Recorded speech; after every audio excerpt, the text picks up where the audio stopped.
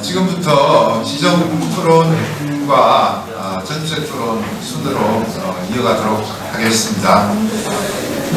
우선 지정 토론자분들 소개시켜드리겠습니다. 토론자분들은 가나다 순으로 이렇게 시켜드리겠습니다. 우선 첫 번째 지정 토론가는 한국노동조합 총연맹 정책 2본부 부장님이신 김기우 부본부장님이십니다. 두 번째는 보건의료노조 나영명 정책연구원장님. 박수가 많네요.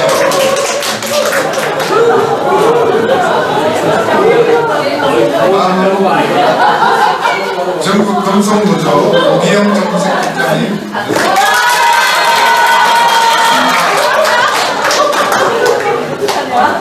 다음으로는 한국노동사회연구소 윤현은 다섯 번째는 전국 공공운수노조 이성철 정책기획수장입니다. 민주노총 이창근 민주노동연구원 연구위원을 마지막으로 전국 화성노조 임영국 사무처장님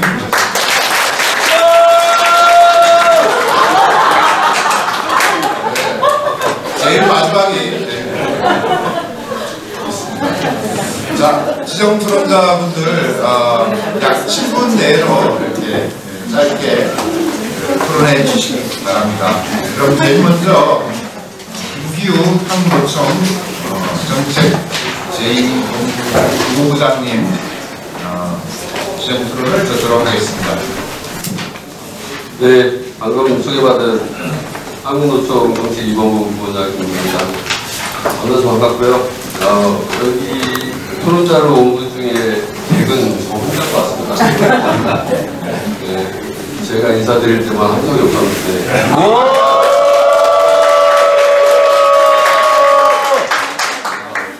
역시 찔러서 잘 받는데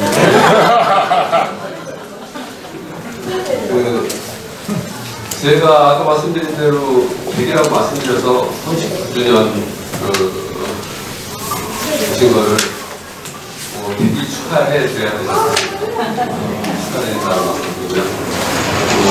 유영호 명예 이사장님, 군사 이사장님, 고광표 부장님, 사회받으시는 제가 김태원 원장님을 원장님 때 뵙기 때문에 김태원 전 원장님 모두 원장님. 근데 제가 왜 먼저 발표가 아니고 토론 하나 생각을 하면서 왔는데요.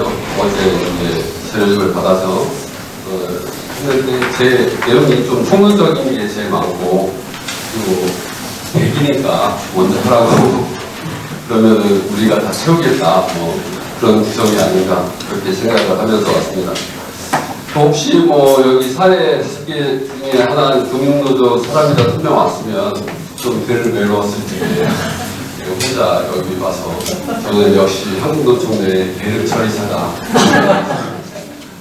노조법 2~3조 공청회 때도 8월 단신 가가지고 떠들고 왔는데 오늘은 그래도 노총 정책위본부에서 2명이 지원은 제를 서브가 좀 되었고요. 저 지난주 목요일에 뉴스타파에서 만든 NI 시작 압수수색이라는 다큐멘터리 영화를 봤거든요. 그거를 보면서 거기 맨 처음 문제 제기한 그런 생각을 해봤어요.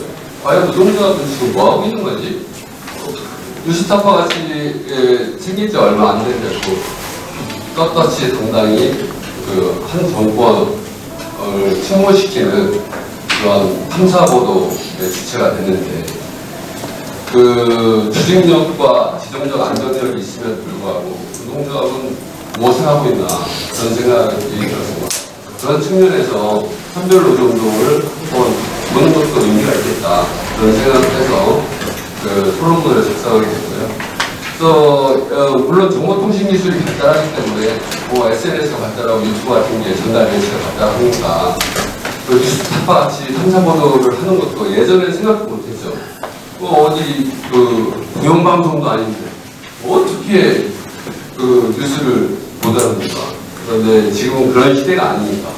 네, 그런 시대가 아닌데도 불구하고 왜 노동조합은 그런 시대처럼 살고 있는지 좀 한번 반문을 해야 될 때가 아닌가. 그런 차원에서 한국노동사회연구소에서 이러한 좋은 자리를 맡으신 게 아닌가 그런 생각을 해봤고요. 그렇게 간단하게 서두에 말씀을 드리고, 그렇다면 노동조합이 한 게 없냐? 전에 지난 그 문재인 정부 때 그 고무직이 늘었잖아요. 그래서 저는 그것 때문에 주식률이 올랐다고 생각을 했고, 여기 한국사회 어느 연구연구는 건설 부분 때문에 그 주식률이 올랐다고 그렇게 해석하시는 분도 계셨는데, 어찌됐든 뭐가 됐든 논란은 있었지만 문재인 정부 때 주식률이 오르고 그 이후에 윤석열 정부가 들어오면서 다시 그 주식률은 답보 상태인 것 같습니다. 그러면 주식률만 답보 상태냐? 과연 그 노동조합이 그 다른 지금 코로나 이후로 늘어나고 있는 플랫폼 노동자 그리고 프리랜서 또 여러 다양한 형태 특수 형태 종사자들, 그러니까 이들이 저희 임금과 미조직을 대변하잖아요. 그런 노동자, 노무 제공자 표현되는 사람들의 이해를 충분히 대변하고 있는가? 그에 대해서 개선이 필요하다. 그 방편이 선별노동운동이 됐으면 좋겠다. 그런 생각입니다. 물론 노동자분 지금까지와 마찬가지로 저번과 같은 이해 규정, 규정을 붙이면서 제 몫을 안 해온 건 아닙니다. 나름대로 해오긴 해왔는데, 지금 우리가 뭐 비정규직, 꽃뜯고 프리랜서라고 얘기하는 그런 분들을 어느 정도 우리가 그들의 목소리를 대변하고 있는가 하는 생각이 듭니다. 71페이지에 간단하게 써봤고요. 그래서 제가 그 한국노총이라는 노동조직에 들어간 게 72페이지에 써놓은 거는 그런 내용입니다. 2004년 초에 입사를 했는데, 그때도 선별노조 전환이 화두였습니다. 이슈였고. 이미 그때 많은 자료들이 누적돼 있었어요. 물론 그때는 이제 여러 가지 정보들이 부족해서 여기 오늘 발표자들이 얘기하시는 대각선 교수, 집단 교수, 이런 게 뭔지, 그걸 어떻게 해야 되는지, 그런 거 설명하는 교과서적인 내용들도 많이 있었는데, 하여튼, 어찌됐든 그런 내용이 많이 있는데, 그 내용들을 2024년 오늘, 2025년이에요. 오늘에도 계속 얘기하고 있다. 물론 이제 상황도 많이 바뀌었죠. 아까 두 분이 얘기하신 것처럼 조직 규모 면에서 상당히 성장을 했다고 생각합니다. 근데 그 과정에서 그 순탄하게 조직이 성장한 게 아니기 때문에, 뭐, 한국노총 산하조직, 금융노조 같은 경우는 금융노조화의 은행연합회와의 갈등과 이해서 구성해서 선별, 나머지 민주노총 4개 조직에 대해서는 제가 말씀을 드리지는 않겠습니다. 근데 나머지 4개 조직도 순탄하게 산별로 돼 있고, 그 운영이 산별이냐? 아까 정명준 박사님이 얘기하신 대로 저도 똑같은 의문을 가지고 있습니다. 거기 조그만 것이 참고로 되어 있는 것처럼 2024년 12월에 발간된 전국노동조합 주식현황 고용노동부에서 발간된 거 보면 한국노총이 1,100만이에요. 그래서 42.4%, 민주노총이 1,000만. 이 자료에 그렇다는 얘기입니다. 민주노총이 39.7%, 또 한쌍노총이라고 있어요. 그 자료의 이야기가 7,800명, 0.3%, 그리고 전국노총이 1,400명, 0.1%. 그 이외에 2개의 청년병이 더 있습니다. 그 자료에 따르면. 그리고 여기 이 자료에 따르면 초기업별 노조의 비중은 숫자상 한국노총이 43%나 됩니다. 민주노총은 90.2%나 돼요. 한쌍노총은 100%예요. 전국노총도 100%입니다. 다 초기별 노조가. 그런데 한상노총 같은 경우는 지역별 업종별 노조가 6개고요. 산별 노조가 1개인데 평균 1000명 정도 됩니다. 산별 노조인데. 1000명 되는 산별 노조거든요. 그리고 전국노총 같은 경우는 3개 지역별 업종별 노조가 있는데요. 하나의 초격별 노조가 평균 400명입니다. 초격별 노조라고 하는데 이게 지금 우리의 그 산별 등 초격별 노조의 현주소가 아닐까 그런 생각을 해서 그런 의문점에서 한번 살펴볼 필요는 없나 이런 생각을 해봤고요. 그래서 그리고 또 다른 발표문에서 방증 자료를 제가 이렇게 찾아보면 거기 72페이지 하단에 있는 것처럼 소선별 노조가 안에 들어가 있는 연맹체 또 운영과 조합비 납부방법이 지구지에 있는 금융, 공공운수 노조 다른 노조도 100% 자유롭다고 생각하지는 않습니다. 그리고 강력하고 타이트한 기업별 교섭위에 자녀범주로 떠있는 무언가에 대해서 교섭하는 현실 그런데 이 무언가 떠있는 거에 대한 자녀 교섭이라 하더라도 기업별 교섭에서 못하는 거 정의로운 전환이든 제가 충남 지역 정의로운 전환 자문위원으로 한 6개월 정도 지금 하고 있는데요. 거기 보면 기업별로에서 할 수가 없어요. 그래서 연맹에 위임하고 연맹에 복지자를 요하고 왜냐하면 지역전환과 산업전환 이런 게 다 같이 돼야 되기 때문에 이런 거라면 자녀 부분에 대한 교섭이라도 미국이 있는 게 아닐까. 그런데 우리 지금 초기업별 교섭이 이런 수준일까? 이라는 생각을 해봅니다. 그래서 문제는 그러면은 어떠한 해결 방법을 찾을 거냐. 그래서 여러 가지 이제 박명주 박사님 같은 경우에 이제 5가지 이렇게 과제 비슷하게 얘기해 주셨는데 거기에 동의를 합니다. 동의하는 러프하게 그걸 보면 위로부터 법제화의 방법이 있을 것 같고요. 73페이지인데요. 그리고 아래로부터 이제 운동적인 관점에서 선별운동을 하는 건데 물론 이게 다 아까 말씀드린 그런 수준의 초기업별 노조가 아니고 우리가 말하는 전형적인 형태의 초기업별 노조라면 모두 실현이 어렵습니다. 그런데 최근에 요새는 좀 바쁜 상태이긴 한데 한 2, 3년 전부터 한 4, 5년 동안은 법제화에 굉장히 양노총이 힘을 썼던 것 같아요. 그러면 왜 과연 양노총은 법제화의 방법에 힘을 썼을까? 그 생각을 해봤을 때 과연 노동조합 간부들이 선별노조의 전환이 조직력 강화, 구속력 확대라는 당위는 부정할 수가 없죠. 아까 발표자들이 얘기하신 것처럼 당연히 자연스러운 효력 확장이 이루어질 테고 그리고 아까 말씀드린 여러 가지 비정형 고용자들을 보호할 수 있을 테고 그런데 지금 노조 간부들이 자신의 조직, 자신의 교섭 확대에 도움이 된다고 생각할까? 과연 여기에 대한 해답이 근자 몇 년 동안 법제화에 힘을 쓴 해답 결론이 그렇게 난 게 아닐까? 그런 생각을 해봅니다. 그런데 과연 그게 구체적인 현실에서 해법이 과연 법제화만으로 이루어질까? 그렇지 않기 때문에 양자가 다 동시에 조응을 해야지 되지 않을까? 그런 생각을 해봅니다. 그래서 그런 측면에서 발제문 2에서 여러 가지 선별 등 초기업별 교섭의 실험을 한국식 초기업별 교섭으로의 소가라고 평가하신 거는 그러한 측면에서 봤을 때 타당하고 그리고 수긍이 가긴 합니다. 다만 앞으로라도 좀 더 면밀한 기록과 또 자성 이런 게 같이 있어야 되지 않을까 그런 생각을 해보고요. 그래서 그럼 과연 지금 우리 노조부에서 걸림돌은 뭘까 생각했을 때 단연 교섭 창구 단일화라고 생각합니다. 그런 측면에서 정부가 이걸 만들었기 때문에 단체 협약 효력 확장도 정부한테 요구할 수 있는 거 아닌가. 정부가 교섭 단일화를 억제했으니까 푸는 것도 억제한 사람이 푸는 게 당연한 순리 아닌가 그런 생각을 해서 그에 대해서 맨 뒤에 75페이지에 기술을 해봤습니다.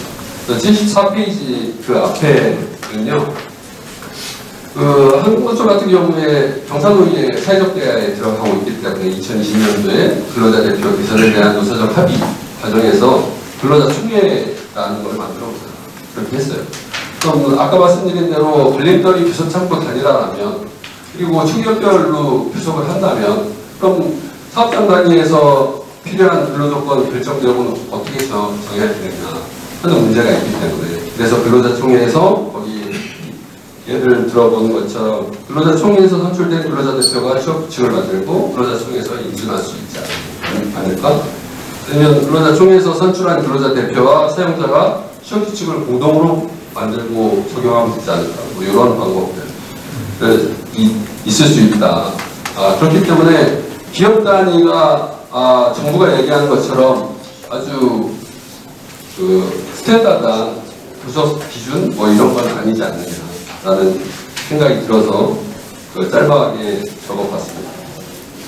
그리고 그와 관련해서 또 보면 2021년 노조법 개정에서 30조 3항이 들어왔거든요. 그래서 뭐 거기 뭐 그게 ILO 98호 4조를 꼰다가서 만든 거다. 뭐 어떻게 만들었든 간에 의미가 있나 라고 개인적으로 생각을 해요.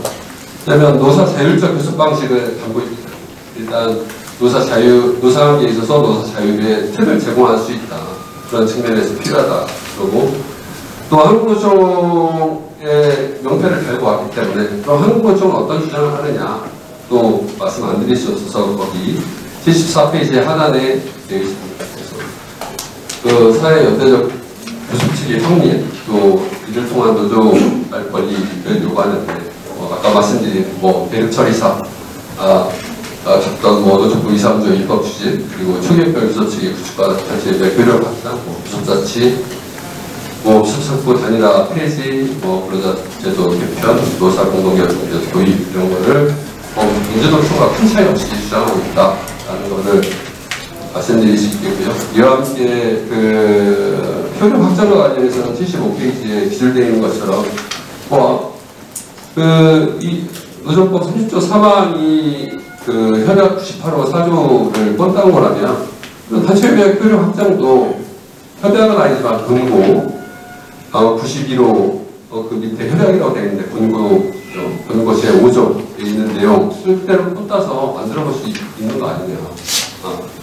그러한 제한 겸 또 지금까지의 두 분에 대한 발표문에 대한 토론은 아니고요.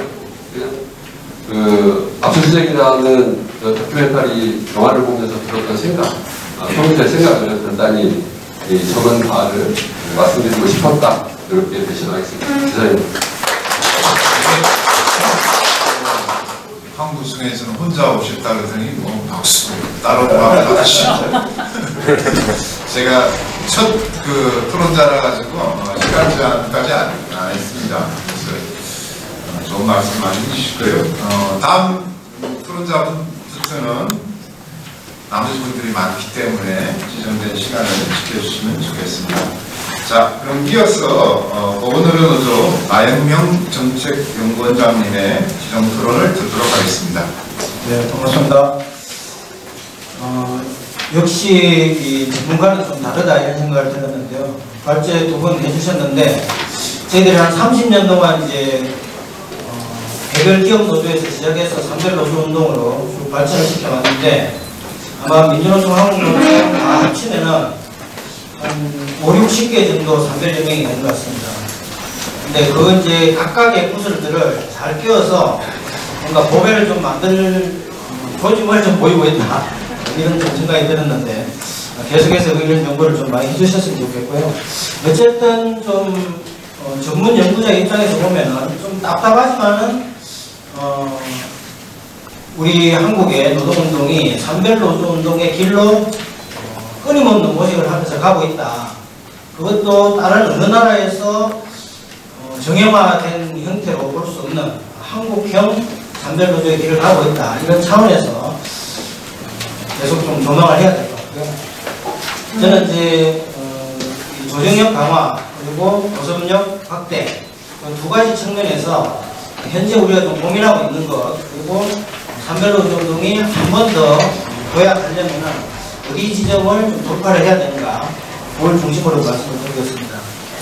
첫째는 저희들이 처음에 이제 배울 때는 독일형 산별노조가 가장 모델이다 이래가지고 모든 그 기업별 지부를 그 지역지부 체계로 바꿔야 된다. 조직 운영 형태는 지역별 지부 체계다. 이렇게 했는데 지금 이제 보면은 아직까지 중앙지역본부 지부 이 체계가 거의 보편화되어 있는 것 같고 저희들도 그렇고요. 근데 이제 이것만으로는 안 된다. 왜냐면 우리는 기업별 노조 체계를 산별노조로 바꾸는 그 과정과 함께 또 각각의 다양한 특성, 또 직종 이런 부분들을 포괄해서 가장 원활한 어떤 조직 운영 형태, 조직 활동 체계를 만들지 않으면은 즉 독일형 어떤 단일한 그런 어떤 체계로만은 포괄할 수 없다. 이런 것들이 좀 확인이 됐고요.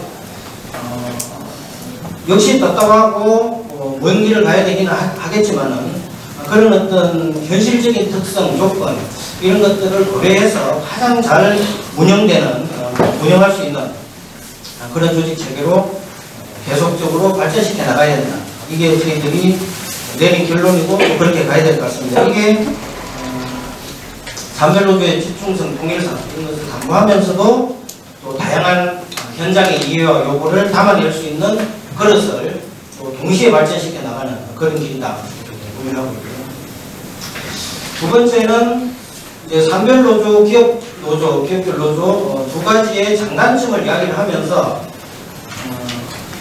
어떤 길로 가야 되느냐 이런 논의를 저희들이 많이 해왔었는데 기업별 노조의 장점도 살리고 산별노조의 장점도 살리는 방향으로 가야 되지 않겠느냐. 어느 하나를 버려서는 안 된다. 이런 입장이고 그러면은 기업별 노조의 장점인 현장성과 대중성 또 산별노조의 장점인 계급성과 연대성 이 두 가지를 어떻게 잘 구현하면서 조직을 발전시켜 나갈 거냐 이런 차원에서 저희들은 산별노조 건설 25년 차에 기본에 충실한 노조 만들기를 다시 현장에서부터 시작하자. 네, 그래서 이 자료에 있는 10대 과제를 저희들이 현장 토론을 통해 가지고 마련했고 이것을 현장에서부터 실천하고 매년 평가도 하고 계속 업그레이드 시켜 나가자 이렇게 해서 현장 기업별 노조의 장점, 산별노조의 장점 두 가지를 계속 결합시켜서 발전시켜 나가는 걸로 그렇게 좀 가닥을 잡고 있습니다. 그 다음 세 번째로는 우리가 기업별 노조 체제를 뛰어넘어서 산별노조로 가려고 했던 것이 인력과 재정의 집중성 그리고 정책의 전문성 이것을 이제 해서 기업별 노조의 벽을 뛰어넘자 깨자 이렇게 해서 이제 쭉 활동을 해왔는데 역시 지금 돌이켜본다고 하더라도 그 산별노조의 집중성과 전문성이 많이 올라왔고 아까 이제 비교표에서 저희 보건의료 노조가 제일 집중성이 높다 이렇게 나왔었는데 그럼에도 불구하고 저희들의 활동 내용을 보면은 아직도 분산성, 수공업성 그리고 각자 도생 이런 측면이 많이 있다.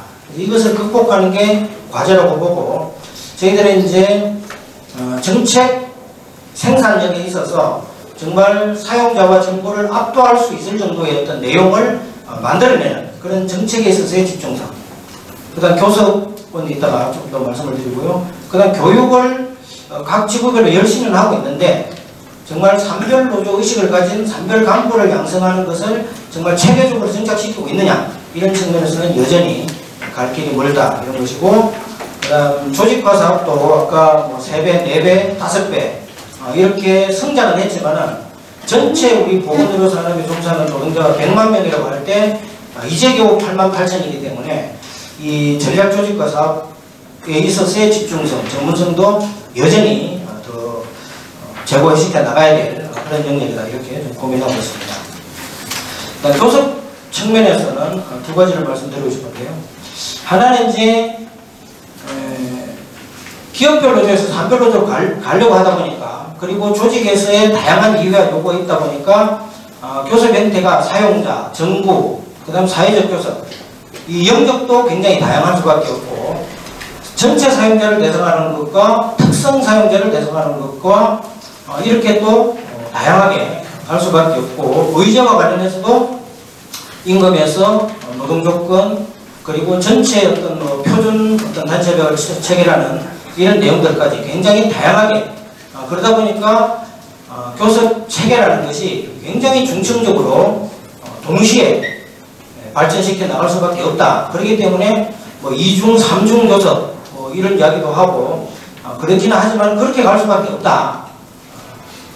이 중층적인 교섭 단위들을 계속적으로 발전시키는 과정에서 어느 정도 체계화가 되겠지만은 현재로서는 힘들지만은 그런 과정을 거칠 수밖에 없다 해서 중층적 교섭 단위 체계를 동시에 발전시키는 그런 전략과 동시에 근데 이렇게 이제 가서는 답이 없다. 사용자 단체 산별교섭 하고 싶지만은 구성도 안 돼 있고 강제할 법적 제도적 장치도 없고 또 어떻게 돌파할 거냐? 결국은 교섭의 무기를 우리가 준비해서 교섭력 투쟁력으로 싸워서 산별교섭 체계를 만들 수밖에 없다. 이렇게 보고 그렇게 하기 위해서는 우리의 무기가 있어야 된다. 그게 뭔가? 저희들은 산별 표준 협약이다. 그래서 저희들은 매년 교섭 요구 임금 인상 몇 프로 할 거냐? 이렇게만 접근해서는 안 된다. 산별 모든 산업에 공통적으로 적용할 수 있는 표준화된 임금 체계. 저희들은 이제 제목을 산별 임금 체계라고 하는데 이 산별 임금 체계와 그 다음 사용자가 잘 나가든 못 나가든 뭐 경영이 어떻든 노사관계의 조직력이 어떻든 관계없이 모든 보건의료 산업 분야의 사업장에 적용할 수 있는 표준 노동 조건 이것을 안을 만들어서 이걸 가지고 사용자하고 싸워서 사용자가 나오게 하고 그것을 모든 사업장에 관철시키기 위한 그런 교섭과 투쟁을 만들어 가야 된다. 이렇게 해서 그것을 좀 준비를 하고 있는데 실제 이제 그 내용이 어느 정도 수준에서 준비될 수 있을지 그리고 예를 들면은 삼성, 서울병원, 또 현대하산병원 이런 대규모 사업장과 민간 중소 사업장에서 그런 어떤 표준화된 기준을 만들 수 있을지 또 이것을 현장에서 수용할 수 있을지 이런 우려들이 있지만은 어쨌든 산별에서는 그 표준화된 임금체계 그 다음 노동조건 협약 안을 만들어서 내년도부터는 그것을 쟁취하기 위한 교섭과 투쟁을 만들어가야 된다. 이렇게 좀 고민하면서 하고 있고요. 마지막으로 제도와 관련해서는 아무리 이제 법적으로 산별교섭 사용자단체 구성을 의무화하고 사용자들이 산별교섭에 나오도록 강제하는 이것도 좋겠지만 당장 그게 이루어지지는 않을 것 같습니다. 그래서 좀 현실 가능한 방법으로 접근을 해보자 해서 하나는 저희들 같은 경우는 이제 병협, 의협, 치과의사 협의회, 한의사 협의회 이런 각종 협회들이 있습니다. 이미 구성되어 있고 정부를 상대로 해서는 자기들의 교섭력을 다 발휘를 합니다. 그런데 노조와의 어떤 교섭에는 응하지 않고 있습니다. 그래서 실제 교섭단체로서의 역할을 하고 있는 이러한 협회들을 사용자 단체로 좀 폭넓게 규정하고 산별교섭에 나올 수 있도록 하는 그런 어떤 좀 장치 이런 것들을 만들어가는 방법을 물론 이제 우리도 싸우고 또 제도적으로도 정부나 국가 지방자치단체가 좀 역할을 하는 그런 것도 좀 같이 병행적으로 모색하는 것이 필요할 것 같고요. 또 하나는 이제 지금 새로운 정부 구성 그리고 이제 사회 대개혁 이런 데 대한 관심과 기대가 굉장히 높은데 새로운 정부가 바뀐다고 하면은 현재 교섭에서 국가 지방자치단체가 산별 초기업 교섭을 활성화하기 위해 노력해야 된다고 하는 법조항까지는 있습니다. 그런데 문제는 노력해야 한다는 노력 의무조항은 있는데 뭘 노력해야 되느냐라고 하는 그 노력 항목의 내용이 없습니다.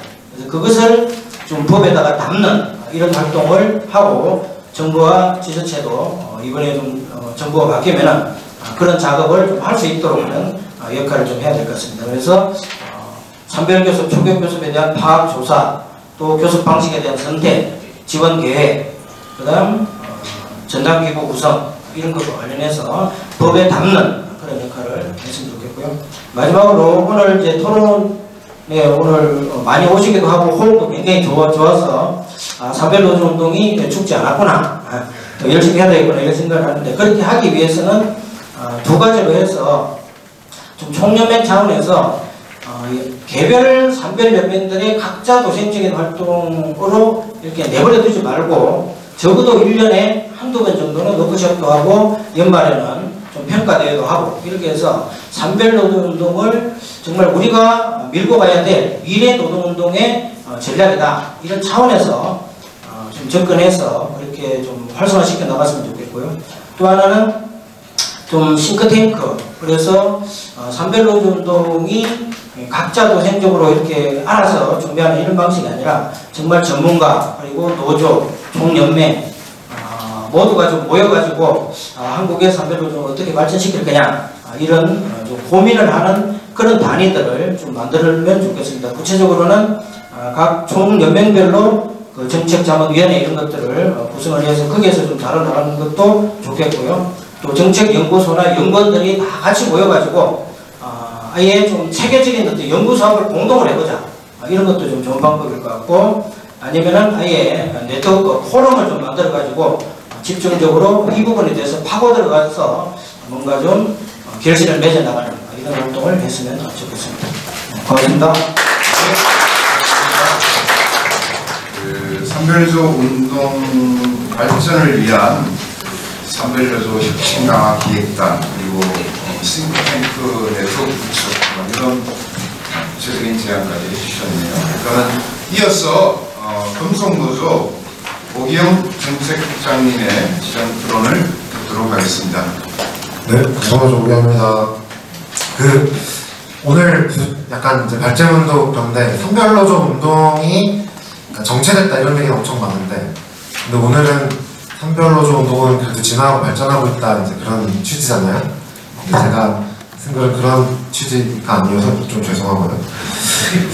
그러니까 저희 이제 최근에 일어나는 일들이 좀 있는데 그런 것들이 사실은 되게 이제 오래된 쟁점들인데 사실 잠복돼 있었고, 그래서 일정 이제 봉합돼 있었던 것들이 봉합이 지금 터지는 것 같은 느낌을 받는 것들이 좀 있습니다. 일부. 그래서 그런 것들을 좀 같이 말씀드리고, 그게 이제 근데 이제 제가 이 글을 저희 정책실에서도 이제 내부 논의를 하면서 해보니까 정책실에서 뭐 이렇게 비판적이고 비관적으로만 썼냐 그런 거. 이거 사실은 이제 저희 교섭의 일부분만 드러내는 겁니다. 그래서 사실은 이게 이제 그 금속노조가 해온 산별운동의 성과와 한계를 공정하게 평가하고 있는 건 아니고 그냥 한계를 중심으로 일단 이제 썼고요.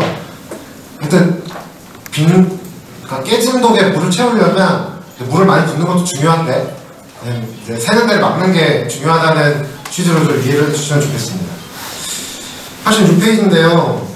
저희가 이제 지구 집단 교섭이 있고 중앙 교섭이 있는데, 지구 집단 교섭하고 중앙 교섭의 포괄 범위가 좀 다릅니다. 근데 지구 집단 교섭과 관련해가지고 최근에 지구 집단 교섭을 못 하고 있던 데들이 새롭게 지구 집단 교섭에 들어왔었는데, 인천이랑 광주랑 그랬는데 여기가 다시 유예하거나, 광전지구 같은 경우에는 지구 집단 교섭을 점점적으로 유예한다. 사람들이 많아질 때까지.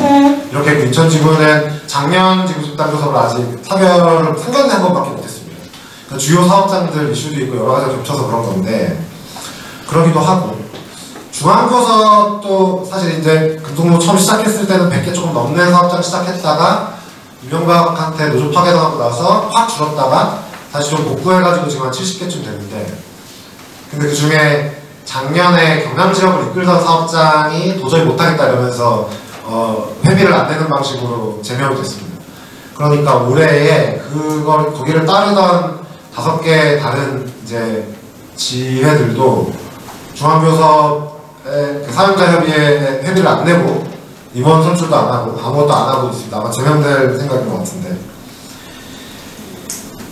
그러니까 이게 근데 이제 저희가 보기에는 이게 그냥 몇 개가 빠졌구나, 옛날처럼 몇 개가 빠졌구나 약간 이제 이런 게 아닙니다. 왜냐하면 중앙교섭에 들어있던 사업장은 아까 금속노조처럼 시작할 때 3만 시절부터 했던 사업장들이 진짜 많고, 그런 사업장들은 굉장히 이제 내부의 결속도나 선별정신이 강한 사업장들인데요. 그런데 그런 사업장들 중에 특히 이제 막창노련을 만들었던 이제 경남에서 벌어지고 있는 일들은 사실은 원래는 이제 구조조정 당하거나 폐업 당하거나 매각될 때나 이럴 때 조금 조정되는 수준이었지, 중앙교섭에서 그렇게 확 이탈하는 그런 방식은 별로 없었는데, 근데 이거는 여전히 금속노조에 남아있는데 중앙교섭을 못하겠다 이런 사업장이 생기는 거라서 조직적인 반발이라고 생각하고 이거 방치하면 안 되는데 저희가 이걸 어떻게 두드러 해야 되는지 정확하게 잘 모르겠다 이런 거죠. 87페이지에 있는 건 저희가 요새 이제 나중에도 얘기가 잠시 나오겠지만 진단사업을 하고 있는데 진단사업 하면서 쭉 이제 지회장들 인터뷰하고 다닙니다. 여기 이렇게 87페이지에 있는 것처럼 쓰셨어요. 이렇게 하면 시간 못 맞추는데? 지금 선별교섭 참여사업장들은 노동조합에 대한 불신이 굉장히 팽배하다. 예전부터 계속 제기해 왔는데 그런데 한 번 모은 적도 없고 그리고 넘어가다 보니까 그러니까 이 교섭 구조 문제를 똑바로 해결하지 못하는 것이 조직에 대한 불신으로 남더라 이렇게 되는 거죠. 그러면서 이제 지도력이 엄청 유실되고 있는 거고 근데 이거 제가 3분 남아가지고 지도력이 이렇게 굉장히 유실되고 있는 거고 아까 말씀하셨는데 법제와 최근에 금속노조가 선별노조 법제화 얘기를 굉장히 강하게 걸었던 것들이 이 동지들 얘기로는 그거 도망간 거 아니냐는 겁니다. 법제가 도망간 거 아니냐. 현실에 바꿔낼 수가 없으니까 기업지도 끌어들일 수가 없으니까 뭐 이런 이야기인 거죠. 그러면서 그런 체념적인 정서가 조직 내에 계속 확대되고 있고 그 체념적인 정서가 해봤는데 안 돼 이런 식으로 계속 확대되고 있는 거죠. 저는 이게 지속 가능성의 위기라고 생각합니다. 그러니까 저는 대부분의 위기가 다 결국은 재생산의 위기로 들어간다고 생각하는데 핵심적으로는 뭐의 재생산이냐. 조직은 계속 재생산됩니다. 그런데 저는 선별 정신이 재생산이 안 되는 어떤 국면을 우려하고 있는 겁니다. 굉장히 많은 위기의 표지들이 있지만 사실은 제일 중요한 건 선별 정신이고 선별 정신이 거의 이제 금속노조의 제일 중요한 리더십의 핵심이기 때문입니다. 리더십이라고 하는 것은 굉장히 다양한 형태가 있을 텐데 충돌을 조절하는 리더십, 이렇게 뛰어가자, 막 가자 이런 리더십 말고 내부에서 벌어지고 있는 충돌이나 아니면 기업지구나 지역지구의 뭐 분할이나 이런 것들을 조정하는 리더십을 발휘했어야 했는데 그런 발휘가 충분히 되지 못하고 계속 이제 돌파하겠다고 말만 하고 돌파를 하지 못하면서 생기는 리더십의 붕괴가 있다. 이게 리더십의 그러니까 지속 가능성을 위기로 드러난다. 그래서 저희는 교섭과 관련해가지고는 몇 년 전에 이제 2019년에 선별교섭 현대화 전략이라고 해서 89페이지 이하에 있는 박스들을 결의를 했어요. 근데 이 결의를 집행을 올바르게 하고 있냐면 잘 못하고 있는 거거든요. 그래서 지금 이제 전체 사업장들 다 돌아다니면서 이제 점검을 하고 있는 상황이고 그래서 93페이지로 이거 그래서 박스 재밌으니까 읽어보시고요. 93페이지에 그래서 또 이제 지회장님이 이런 말씀을 하시는 겁니다. 금속노조는 미래가 없다. 이런 진단을 하시는 겁니다. 미래가 없으면 어쨌거나 되돌아보고 이걸 혁신을 해야 되는데 그런데 혁신을 할 사람도 없더라. 그래서 이제 중앙교섭 수단을밖에 안 하는 거를 지금까지 그러면 뭐하러 하려고 가지고 왔는지 이해가 안 간다. 지금 여기 다 없거나 뭐 우리 다 빠지거나 이런 거 해야 되는 거 아니냐 라고까지 말씀하시는 겁니다. 그럼 저희는 이제 금속노조는 2009년, 2010년, 11년, 12년 다 혁신 문서가 제출됐습니다. 2018년, 19년, 20년에도 혁신 문서가 제출됐습니다. 그런데 그렇게 계속 제출되는 혁신 문서가 대강 비슷비슷한 얘기들 반복하고 있는데 그런데 그게 그러면 이제 그렇게 계속 이것도 하고 저것도 해봤는데 조합원들은 어떻게 생각하냐면 하겠다고 했는데 뭐 똑바로 안 되네. 해봤는데 안 되네. 그래서 뭐 새로운 거 하자고 해도 그거 해봤는데 그때 했던 그거랑 비슷한데 이렇게 말씀하시는 거예요. 근데 그러면 지금까지 우리가 하는 혁신하는 방식이 필요한 거다. 그래서 혁신의 혁신이다. 이게 오늘 전체 타이틀인 겁니다. 그래서 굉장히 다양한 방식의 좀 꼼꼼하게 읽어보시면 다 이제 단어 하나하나에서 저희가 담고자 하는 얘기가 있습니다. 그래서 어떤 부분에서 실패했고 왜 이걸 교정해서 다시 시도하지 못했는지를 점검하지 않으면 전혀 전진할 수가 없다. 이런 겁니다. 앞에 이제 회색 코뿔소 얘기를 했는데 제가 발제를 못 드렸지만 회색 코뿔소라는 거는 블랙스완에 대응해서 그러니까 저기서 쿵쾅거리면서 뭐가 엄청 뛰어오는 거가 갑자기 나타난 팍 생기는 위험이 아니라 뻥이 저기서 다가오는 걸 알고 있고 엄청 거대해가지고 눈에도 굉장히 잘 보이는데 그런데 대응 방법을 세우지 못하고 있다가 결국 그게 눈앞에 왔을 때 대혼란이 발생하는 것들을 회색 코뿔소라고 합니다. 그런 회색 코뿔소가 저는 선별교섭의 이 선별노조의 이 균열 생기는 것을 우리가 방치해 오고 있는 태도가 그런 거라고 생각하는 겁니다. 회색 코뿔소에 대응하는 방법은 93페이지에 적어놨는데 이런 겁니다. 첫째는 일단 위험의 존재를 인정한다. 지금까지 중앙교섭은 안 깨지지. 중앙교섭은 늘지 못할 뿐이지 지금 이런 게 깨지진 않을 거야 라고 하는 그런 안일한 생각을 벗어나서 위험의 존재를 인정해야 된다는 것이고 그 위기라고 하는 것은 일종의 기회니까 이 위기를 허비하지 않고 할 수 있는 대비들을 눈앞에 있는 것부터 해나가고 위기를 전화리복의 계기로 삼는 것 이런 것들이 회색 코뿔소 일반적으로 대응하는 방법이라고 얘기를 하니까 저는 오늘의 토론이 이제 그런 계기가 될 거라고 믿고 있고 근데 이건 이제 이 혁신이라고 하는 건 저희가 이제 계속 생각을 하는 건데 어떤 부서가 하거나 뭐 기업 지부가 하거나 지역 지부가 하거나 일부가 할 수 있는 문제는 아닌 것 같아요. 그래서 뭐 이제 다른 이제 토론보다 뭐 주탁동시 뭐 이런 얘기도 하는데 저희가 보기에는 이제 총연맹도 뿐만 아니라 그리고 다른 이제 선별 연맹들 뿐만 아니라 다 이제 노동단체든 이제 사회단체들이 다 같이 붙어가지고 위기를 좀 인식하는 게 필요한 거 아닌가 하는 생각으로 토론문을 썼습니다.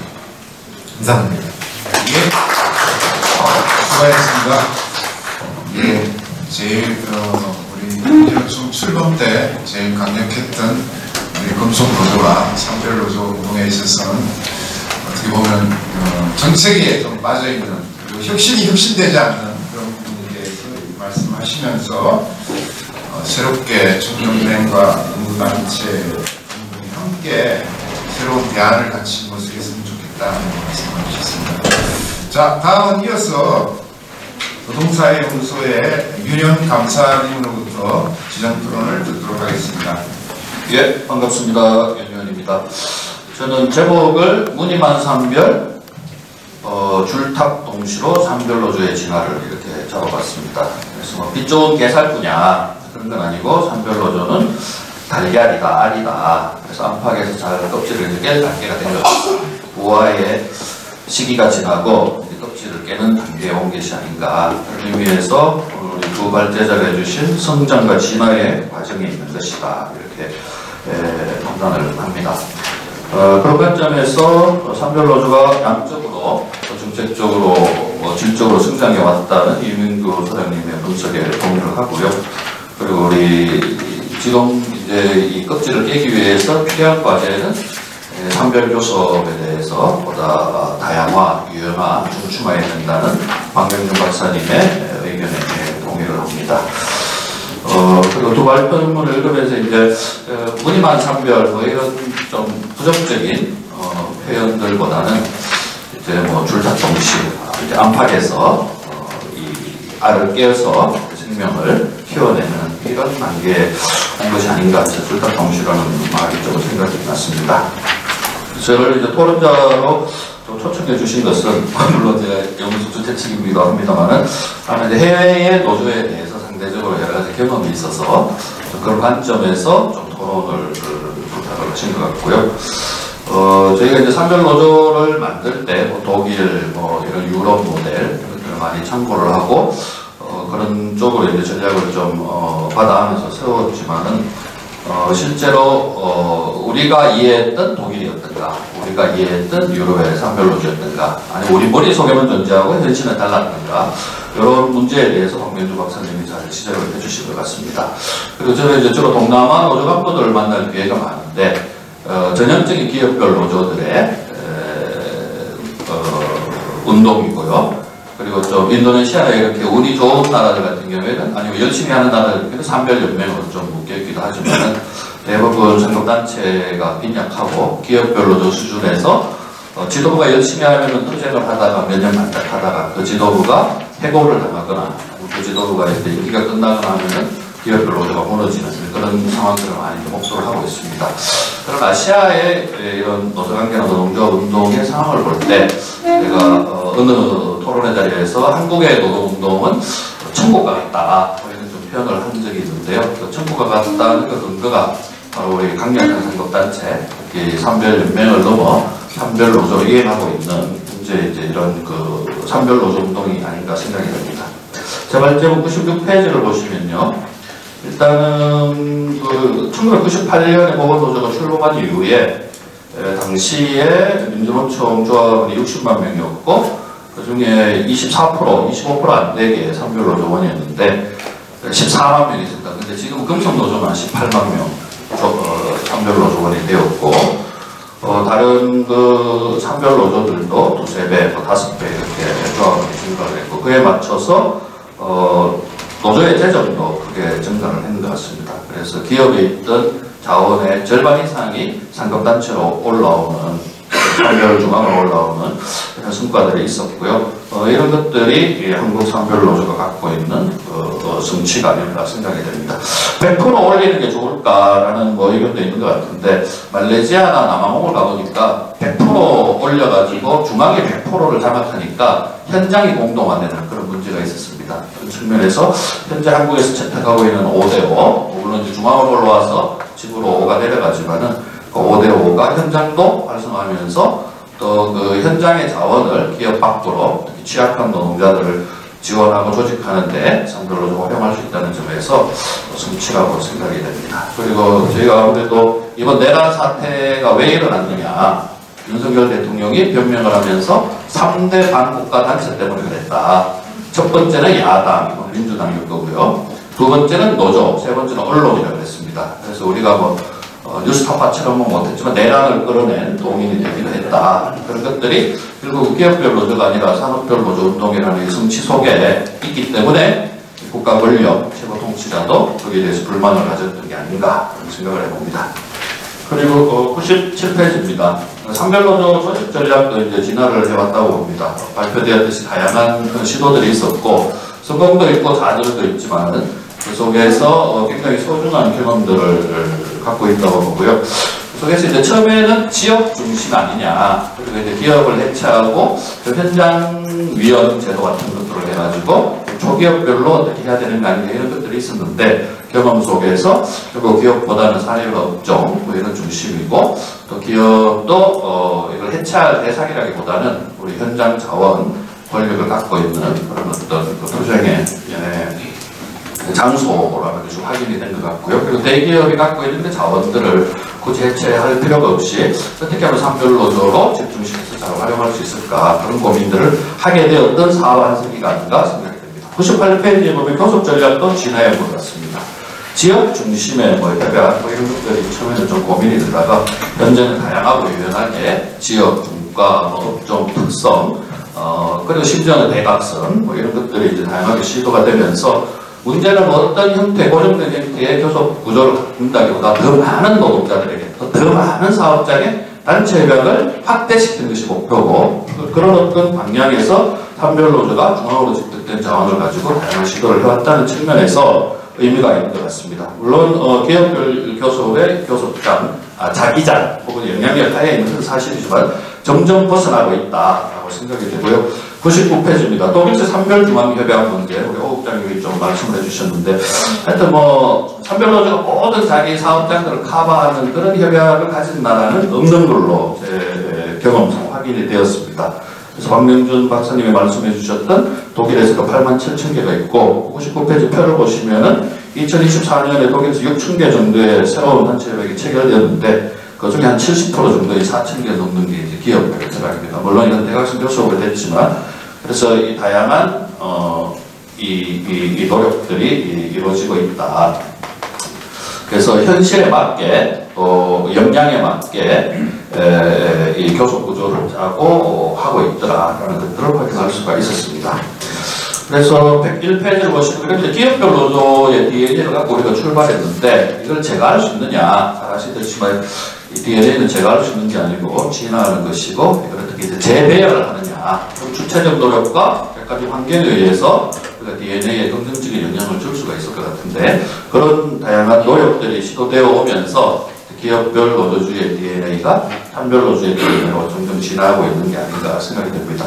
마지막으로 독일 모델에 대해서 우리가 산별노조의 비례상을 많이 담았는데, 하여튼 이게 이제 사업장 안과 사업장 밖이 이원적으로 대표되는 구조입니다. 잘 아시다시피 노조 조직이 안에, 기업 안에는 존재하지 않습니다. 독일의 법제도적으로. 그런 측면에서는 우리 이제 스웨덴이나 미국 같이 노조가 사업장 밖과 사업장 안을 이론적으로 대표하고 대변하는 이런 체제가 좀 한국의 앞으로의 방향이 좀 맞지 않는가 이런 생각을 해보고요. 그리고 이제 물론 대산별을 구축해왔죠. 100여 년의 통폐합의 과정이었고, 그리고 이제 교섭과 관련돼서는 업종 분과 이런 거 이제 소산별로 현실적으로 이렇게 운영이 되더라는 것을 확인할 수 있었습니다. 그리고 독일 금속노조나 이런 데 단체 협약 수가 수천 개고, 그걸 이제 조합원 수로 이렇게 나눠보니까 협약 한 개당 한 1000명, 2000명 정도 적용을 받는 거더라고요. 그리고 스웨덴 같은 경우에는 독일보다 집중도가 높은데 거기도 전국 산업노조가 있긴 하지만은 단체 협약을 한 40개, 50개, 80개, 100개씩 가지고 있고 조합원 수의 단체 협약을 나눴을 때는 실제로 한 개 조합 협약당 적용되는 조합원 수는 10,000명이 안 되는 그런 어떤 현실을 확인할 수 있었습니다. 그래서 독일과 같은 스웨덴 같은 나라들에서도 자기들의 역량의 한계 속에서 그 단체 협약을 확장시키려는 노력을 하고 있었는데 그런 측면에서 봤을 때 우리나라 같은 경우에는 기업별 교섭과 기업별 노조 체계에서 이제 지금까지 왔기 때문에 지난 하반세기의 노력들이 굉장히 의미가 있었다고 보고요. 그래서 이제 일본이만 산별 노조라기보다는 지금은 이제 산별 노조의 껍질을 깨는 중이고 그 껍질이 깨지면서 알이 이제 생명체로 드러날 때 더 훌륭한 결과들을 나올 수 있지 않을까 생각이 되는데 그 속에서 이제 제가 주최 측이기 때문에 연구소는 이런 이제 줄탁 동시에 과제에서 어떤 역할을 할 것인가 이런 고민을 더 열심히 해야 될 필요가 있다고 생각이 됩니다. 예, 감사합니다. 외국의 사례를 말씀하시면서 독일이나 유럽의 산별 교섭들도 중앙산별협약뿐만 아니라 다양한 교섭 형태를 가지고 있다는 말씀을 하시면서 한국 산별노조는 지금 진행 중이다. 그래서 내부로부터의 산별노조 진화의 노력과 바깥에서의 노력들이 같이 결합될 부분이 필요하다는 말씀을 하셨습니다. 자, 이어서 공공운수노조 이성철 정책기획실장님의 지정 토론을 듣도록 하겠습니다. 예, 반갑습니다. 공공운수노조 정책기획실장 이승철입니다. 사실 엄밀히 따지면 저희 노조는 오늘 참석하신 보건의료노조나 금속, 또 화성식품노조에 비하면 산별운동의 발전 단계가 부족하고 일천한 상황인 게 사실입니다. 그런데도 여기 앉아있자니 좀 민망하기도 하고요. 그래도 토론할 기회를 주신 한국노동사회연구소 여러분께 감사드립니다. 그 자료에 토론을 통해 산별운동과 산별교섭으로 나눠서 대략의 상황을 넣긴 했습니다만 아마 오늘 불러주신 이유가 좀 듣고 반성도 해라 이러주실 것 같으셔가지고 차마 문서에 쓰지 못한 노조의 아픈 곳까지 우리 노조가 왜 산별운동에서 고전을 면치 못하고 있는지 4가지 정도를 분류해서 말씀드리는 것으로 토론 의견을 내려고 하고 있습니다. 첫 번째는 공공부문이 가지고 있는 산업과 업종의 특징이 있습니다. 워낙 공공부문이라는 단어 자체가 넓은 포괄 범위를 가지고 있다 보니까 조합원들 사이에, 산업들 사이에 동질성이 희석되는 상황을 피하기 어렵습니다. 예를 들면 저희 노조에 속해 있는 철도공소 노동자와 KT 노동자 사이의 간극은 정말 강물처럼 낮습니다. 그리고 국민연금공단에서 일하는 노동자와 대학원생 간의 간극은 거의 바다 수준이죠. 이게 동질성의 희석이 단지 외관상의 차이를 넘어서 뭐랄까 좀 투쟁과 교섭의 대상이나 요구의 차이로 이어지게 되고 그러다 보니까 좀 발제문에서 지적해 주신 것처럼 매우 다층적이고 복잡한 구조를 가지게 되는 좀 과정이 있었다. 첫 번째 특징인 것 같습니다. 두 번째는 노조 구성의 특징입니다. 역시 발제문에 나와 있지만 공공운수노조는 정규직과 비정규직의 비율이 거의 절반씩에 육박합니다. 저희 산하조직 중에 가장 조합원 수가 많은 조직은 간접고용 공무직 사업장이고요. 두 번째로 조합원이 많은 산하조직은 특수고용 사업장입니다.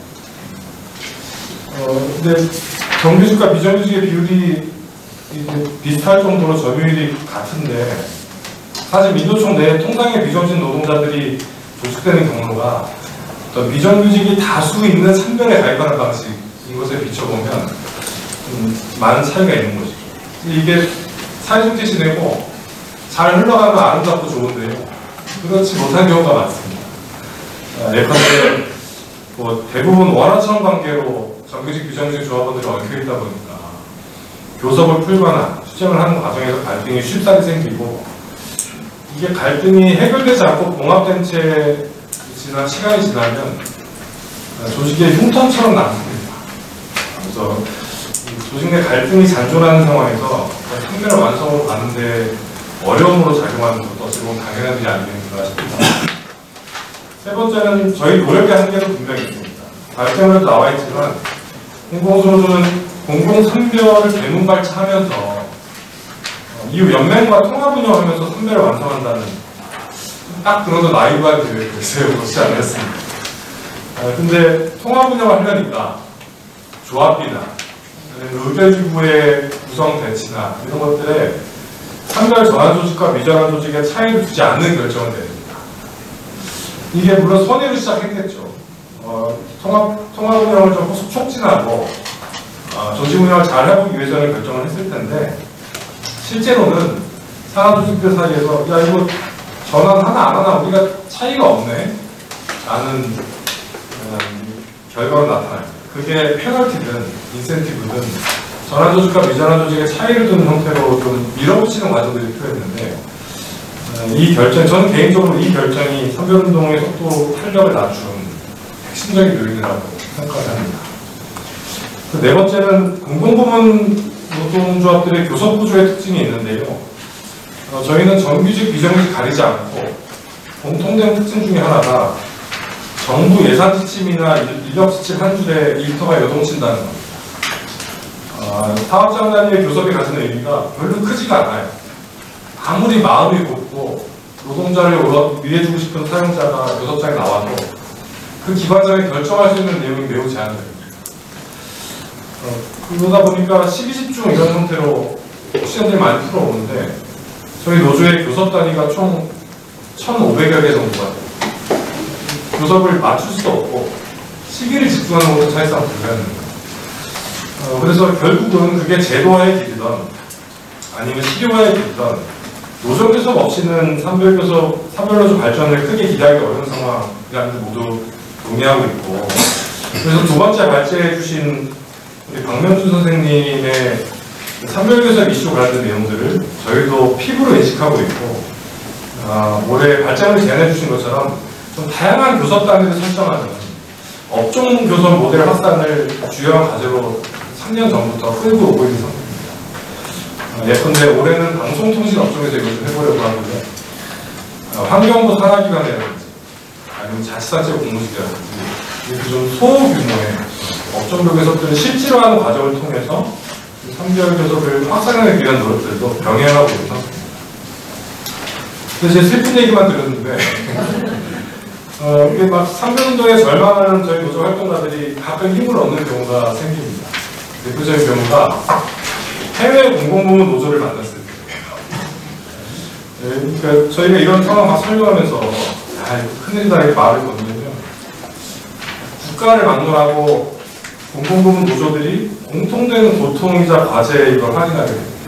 그런데 뭐 저희가 교류를 많이 하는 뭐 미국의 세이유나 영국의 유니손이나 캐나다 큐피 등등 만나보면 서로 제일 많이 쓰는 문장이 니네도 그래? 이거 똑같은 상황이라서 그러니까 뭐랄까 좀 집중화보다는 다원화된 조직 운영이 이루어지는 한계 속에서 이걸 어떻게 극복할 것인지가 모두의 숙제인데 뭐 이런 현상이 세계 어디 가나 공공부문의 노동자들이 특별히 더 모자라서가 아니라면 앞서 말씀드린 이런 공공부문 노사관계의 특징들이 가지는 결과라고 생각합니다. 그래서 저희는 특히 공공부문 노조운동에서는 한국식 모델을 어떻게 찾아낼 것인가가 핵심적인 과제일 것 같습니다. 독일식도 있고 프랑스식도 있고 영국식도 있고 다양한 방식이 있겠지만 한국의 공공부문 노동조합 운동에 맞는 구조를 만드는 것이 핵심 과제라고 생각합니다. 그런데 저희는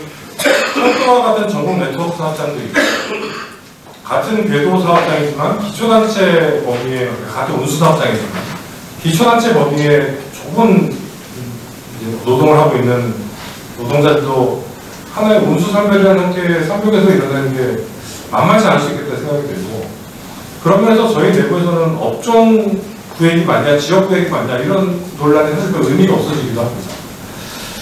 그래서 좀 이런 면에서도 앞서 박명준 선생님의 발제문을 통해서 많은 영감을 얻을 수 있어가지고 이 자리에 빌어서 좀 감사 인사를 드리겠습니다. 다행히 공공수 선거운동 더디지만 앞으로 나아가고 있는 2013년에 상별운동 발전 전략을 채택하면서 새롭게 방향을 좀 제시하기도 했고요. 2027년까지 선별전환 완료하고 리전al 사업장 탈퇴 처리한다. 완강한 마지노선도 그어놓은 상태입니다. 2025년 정기대의원회에서 정밀제 도입도 어렵게 아주 늦게 결정을 했고요. 철도를 비롯한 궤도 부문을 시작으로 리전al 사업장의 구체적인 전환계획과 사업도 진행하고 있습니다. 계속 지켜봐 주시고 앞서 먹고 있는 보건이나 중소, 또 화성식품노조에 더 많은 영감과 교훈을 얻으면서 빨리 합류할 수 있도록 하겠습니다. 고맙습니다. 공공수노조는 겸손하게 얘기했지만 현재는 민주노총 최다 조합을 가지고 있는 거죠. 그래서 어쨌든 선별노조의 기대에서는 빨리 2027년까지 연맹을 해산하는 시간이 있습니다. 자, 마지막 지정 토론자입니다. 2명 남았습니다. 죄송합니다. 민주노동연구원 이창근 연구위원회 토론이 있겠습니다. 안녕하세요. 방금 소개받은 이창근입니다. 이 자리는 아마도 총연맹의 정책실에서 나왔으면 좀 더 좋았을 것 같다라는 생각은 듭니다만, 아무튼 이렇게 어려운 자리에 저를 토론자로 불러주셔서 감사하다는 말씀을 드리고요. 저는 연구원에 있어서 총연맹의 어떤 구체적인 산별교섭이나 산별노조 활성화를 위한 어떤 과제, 이런 것과 관련해서 구체적으로 말씀드리기보다는 앞서 발표하신 이제 두 분의 발표자에 대해서 간단하게 코멘트하고, 마지막으로 이제 제가 생각하는 한국 선별노조 운동의 어떤 특징, 그리고 이제 앞으로 어떤 방향이 조금 더 적합할까에 대해서 간단한 개인 의견을 말씀을 드리겠습니다. 먼저 첫 번째로는 지금 두 분의 발제가 공통적으로 한국 선별노조 운동이 성공했냐 실패했냐라는 이분법적인 시각에서 보지 않고 지속적인 진화나 발전의 그런 과정으로 현재의 어떤 선별노조 운동과 선별교섭을 평가하고 있다는 점에서 기본적인 관점과 시각에 대해서 저는 동의를 한다는 점을 전제로 해서 말씀을 드립니다.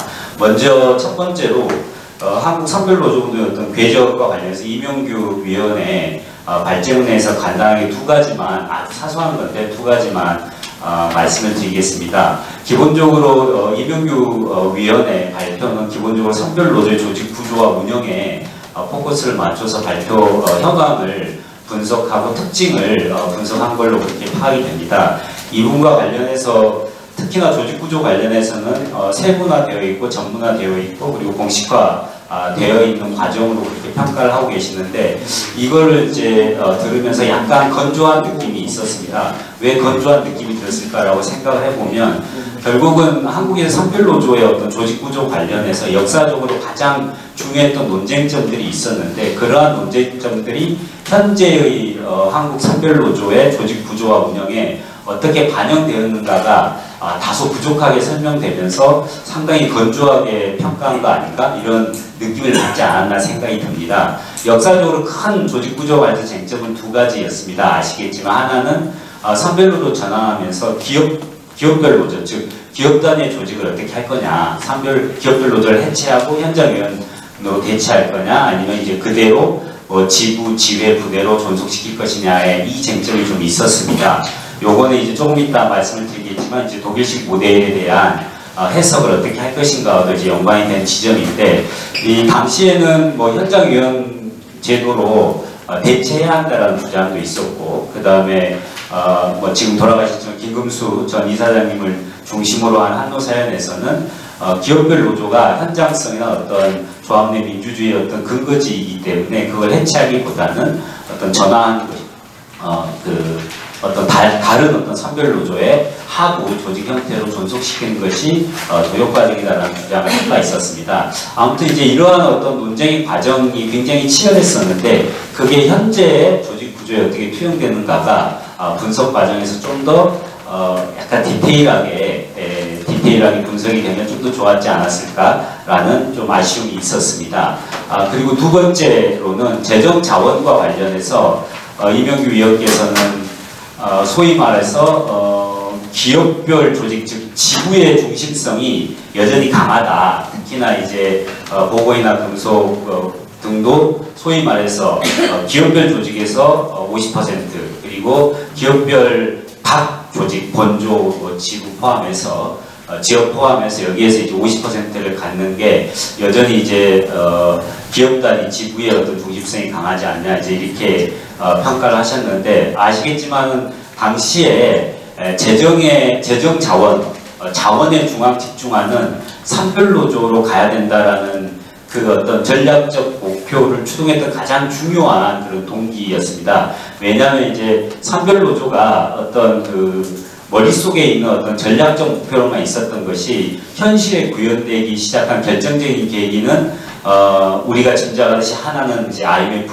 위기였고 그 전에 있었던 노조법 재개정도 굉장히 큰 계기였습니다. 노조법 재개정 과정에서 소위 말하는 노조 전임자 임금지급 금지, 그 다음에 사업장단의 복수노조 허용, 이렇게 되면 기업별 노조의 물질적 기반이 해체될 수 있다라는 것이 굉장히 강력하게 작동하면서 그럼 이걸 극복하기 위해서는 결국은 재정자원을 중앙 집중화해서 버텨야 된다라는 논리가 산별노조로 가는 굉장히 큰 동기였고 이걸 저는 이제 실용주의적 동기라고 하는데 그러다 보니까 재정자원을 어떻게 배분할 것인가가 굉장히 중요했다.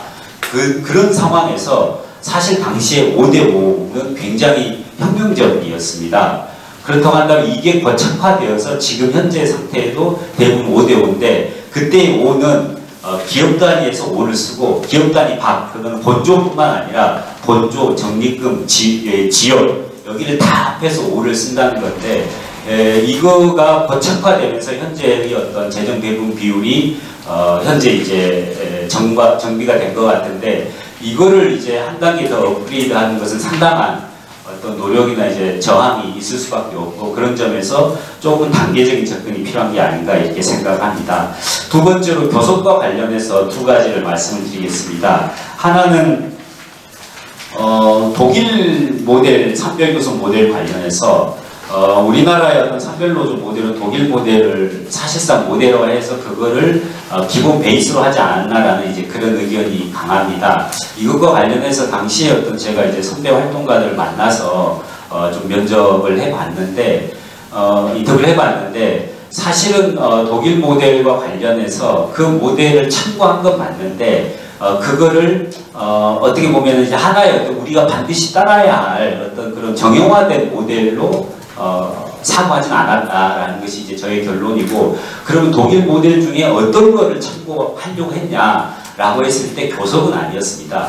교섭은 사실상 당시의 선배활동가들의 언감생심 그거는 우리가 할 수 있는 게 아니고 기본적으로는 자원의 중앙 집중화와 단일되고 규모의 경제가 가장 큰 거였는데 그러면 유럽에 있는 다른 어떤 나라들의 모델을 왜 참고를 안 했을까? 프랑스나 이탈리아나 스페인과 같은 데에는 당시에는 지금도 그렇습니다만 그쪽 같은 경우에는 이데올로기적인 지역, 이념에 따라서 총연합단체와 산별노조가 갈라져 있습니다. 근데 당시에 산별노조 건설과 더불어서 민주노조 운동에 있어서의 가장 큰 목표는 민주노조 총단결, 즉 민주노총을 건설하는 것이었기 때문에 이념에 따라서 분화된 어떤 그 조직이 건설되는 것을 우리의 주요한 참고 모델로 하기는 어려웠다. 그런 점에서 독일이 주요한 참조점 됐습니다만 교섭 모델을 우리가 따르려고 했던 건 아니고 자원의 중앙 집중화라든가 단일되고 이쪽에 좀 더 포커스가 맞춰졌던 것이다 라는 점을 좀 말씀을 드리고요. 그 다음에 두 번째로는 그 박명준 박사가 얘기했던 것 중에 너무 산별교섭의 성사를 위해서 사용자단체의 법제화, 사용자단체 구성에 포커스를 맞춘 거 아니냐라는 것인데 저도 사후적으로 평가한다고 하면 저도 이제 그 평가에 동의를 합니다만 당시에 초창기에 사용자단체 구성을 우리 산별노조들이 외칠 수밖에 없었던 것은 앞서 그 나영민 실장이 얘기했습니다만 보건의료 노조가 아주 초기에 교섭을 요구했던 데는 병역이었습니다. 그 다음에 소산별 노조이지만 증권노조 같은 경우에는 증권협회 역시 사업자단체였고요. 그 다음에 저쪽이 건설기계 쪽에는 더 많은데 뭐 타워크레인 같은 경우에는 타워크레인 일대협동조합, 그 다음에 이제 레미콘 같은 경우는 레미콘 공업협회, 그 다음에 금융노조는 은행연합회였습니다. 즉 기존의 사업자단체에게 사실상 사용자단체인데 형식적으로는 사업자단체에게 교섭 요구를 했는데 거절을 당했죠.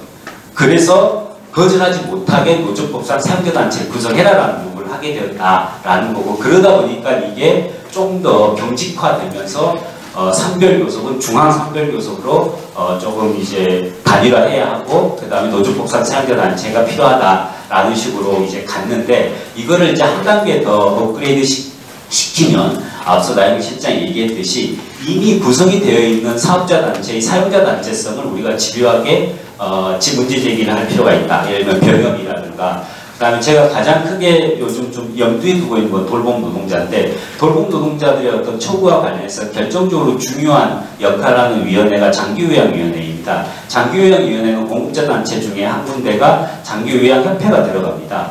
그러면 장기요양협회는 사실상 돌봄 노동자들의 임금을 결정하고 있는 거거든요.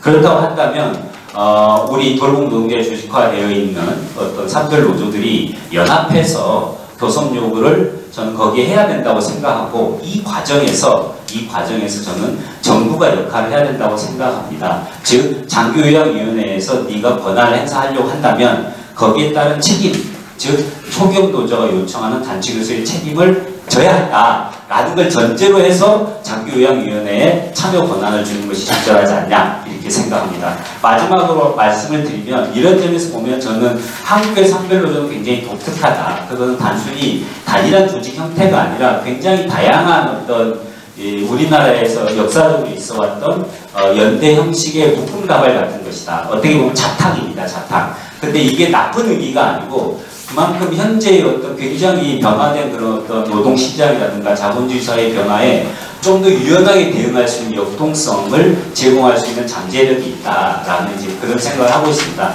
그래서 현대 노동사회에서는 전통적 산별 노조로는 대응이 불가능합니다. 그래서 어떤 연구자는 직업별 노조주의와 선별 노조주의를 결합한 새로운 형태의 노조가 필요한 거 아니냐라는 얘기를 하고 있는데, 저는 이미 한국의 산별 노조는 그 안에 다양한 지역 연대의 요소, 직종별 연대의 요소, 그 다음에 소위 말하는 이제 원청, 즉 재벌 그룹 산하의 어떤 재벌 그룹 산하의 어떤 하청 노동자들의 연대라는 그러한 다양한 요소가 하나의 산별 노조 안에 있는 만큼 우리 어떤 그러한 장점들을 최대한 이렇게 좀 살리는 방향으로 가면 우리한테도 나름 어떤 산별 노조의 미래를 개척할 수 있는 그런 길이 보이지 않을까라고 생각합니다. 이상입니다. 네, 고맙습니다. 제일 오래 기다리셨네요. 마지막 제가 빠뜨려서 죄송합니다. 전국 화성노조 김명훈 사무시장님의 기념 토론을 듣도록 하겠습니다. 마지막입니다. 저희는 앞에서 선별 전환을 완성한 게 현실이지만 좀 늦었습니다. 그래서 배우면서 진전되지 않을까 하고, 이거 사실은 이 레퍼런스가 되게 중요하더라고요. 법원이나 후속이나 사소한 것도 가끔씩 제가 전화 걸어가지고 제 전화를 받는 사람이 몇 명 있습니다. 물어봅니다. 왜냐하면 산별노조 자기들 그렇게 하는데 왜 우리 이렇게 해요라고 그거 물어보면 답할 게 없지 않습니까? 사소하게는 징계에 대한 양형 문제부터. 그래서 뭔가 근데 요즘 최근에 와서 이제 한노사에는 이런 판을 알아준 것도 고맙고, 또 금속이나 보건이나 공공과 같이 산별노조 운동 활성화를 위한 그 토론이나 또는 지금 정책 담당자끼리 회의도 하고 있고, 그러한 결과들이 결국은 산별노조 운동을 전진시키는 중요한 계기점이 되지 않을까 생각을 합니다.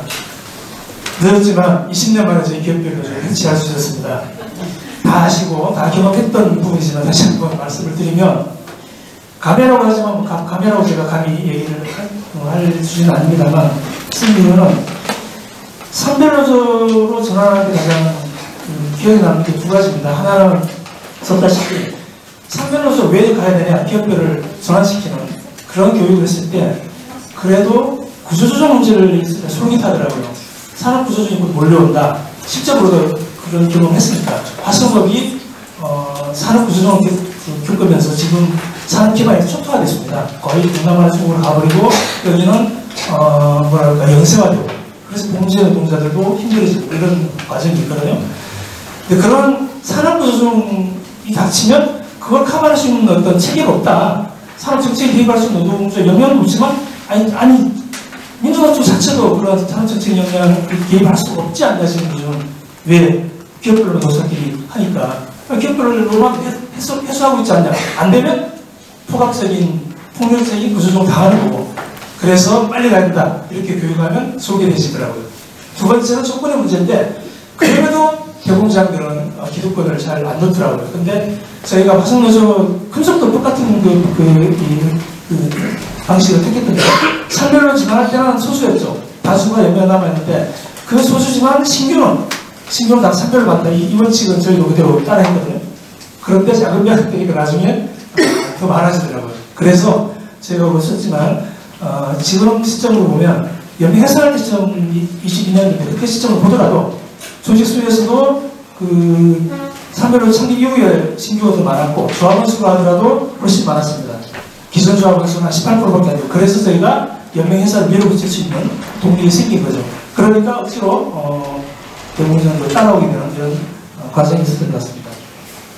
아무튼 그런 과정 하다 보니 저희는 전화사업에 한 20년을 공매다 보니까 산별 교섭이라든가 이런 정책적인 측면들에 대해서는 대단히 미흡합니다. 그래서 그런 부분들을 이제 이렇게 서로 연대를 통해서 배우는 것들이 많은 도움이 될 것 같습니다. 저희 조직을 조금 말씀드리면 조직은 많이 늘어났습니다. 물론 그래봤자 상대적으로 되게 작은 조직, 민주노총에서 8번째인 것 같더라고요. 아무튼 그렇지만 초기에 비해서 많이 늘어났는데 특히 아까 발제 나와서 2017년 이후로 급성장을 했습니다.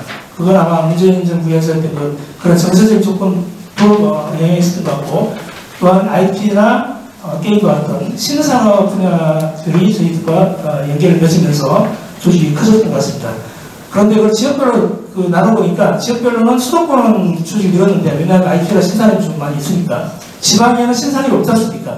제조업을 있습니다. 그러니까 지방 소멸 비슷하게 그런 현상이 나타나서 현재 규모를 유지하기도 어렵고 혹은 감소되는 지역도 있더라고요.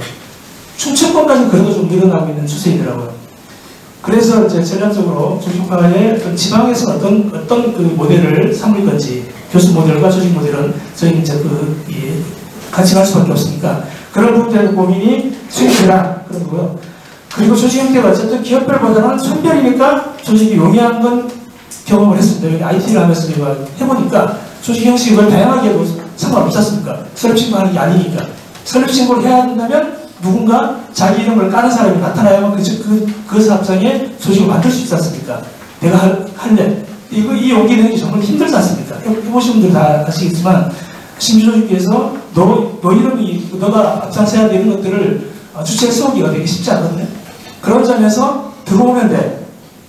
물론 이 주체가 됐었는데 그 다음부터 또 준비해야 되는 문제지만 네이버가 그런 거 아닙니다. 네이버가 계열사를 한 조직으로 조직할 수 있었던 게 그렇게 다 받았으니까 손자 회사가 쭈뼛하다 들어온 거죠. 그런데 그걸 활동 통해서 손자 회사에서 이제 간부를 양성하고 그러면서 좀 자신감을 생기는 이런 과정들은 결국 기업별로 만드는 것보다는 상비 형태가 그래도 더 쉽더라.